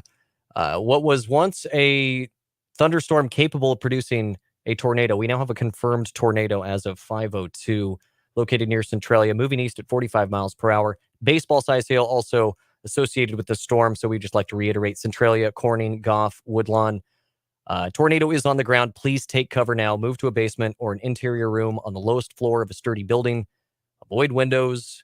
If you're outdoors, find a way to get indoors. Dan, tell us the latest on that tornado warning that we know will continue at least until 5:30 for Marshall and Nemaha. Yeah, I would not be surprised now, and we don't have a whole lot more coming in from spotters because there are just not. It doesn't seem like there's a whole lot of folks on this right now. There may be, but they're just not reporting back online. This is just an incredible, incredible storm, and by that I mean dangerous. And so this is one of the more well-defined tornadic supercells that we've seen this season in northeast Kansas, and likely producing a tornado right now. If it was, it might be somewhere around. This would be, let's see, we have to really zoom in on radar to see the 64th Road and I Road. This would be just to the southeast of Centralia, maybe around 56. This is heading into Corning. I'd be really concerned about the folks in Corning right now. Goff as well too. Wouldn't hurt at all to be in your tornado shelters in Bancroft, as this tracks a little bit to the east and southeast. Same story for those of you in Wetmore. Grenada, please be in your shelters as this storm approaches and moves easterly. Just all the ingredients here for very large hail and potential tornadic activity is this tracks a little bit further to the east. Let's check again the latest update here from the National Weather Service. We see that the storm that was in Nemaha County looks like there's some images coming in now. The tornado wasn't a large tornado, but certainly one on the ground here. And it was this would have been at about 5:12 this afternoon. So at least, gosh, that would be maybe just a minute or so ago. It showed a tornado on the ground, and you can see the debris being kicked up by that storm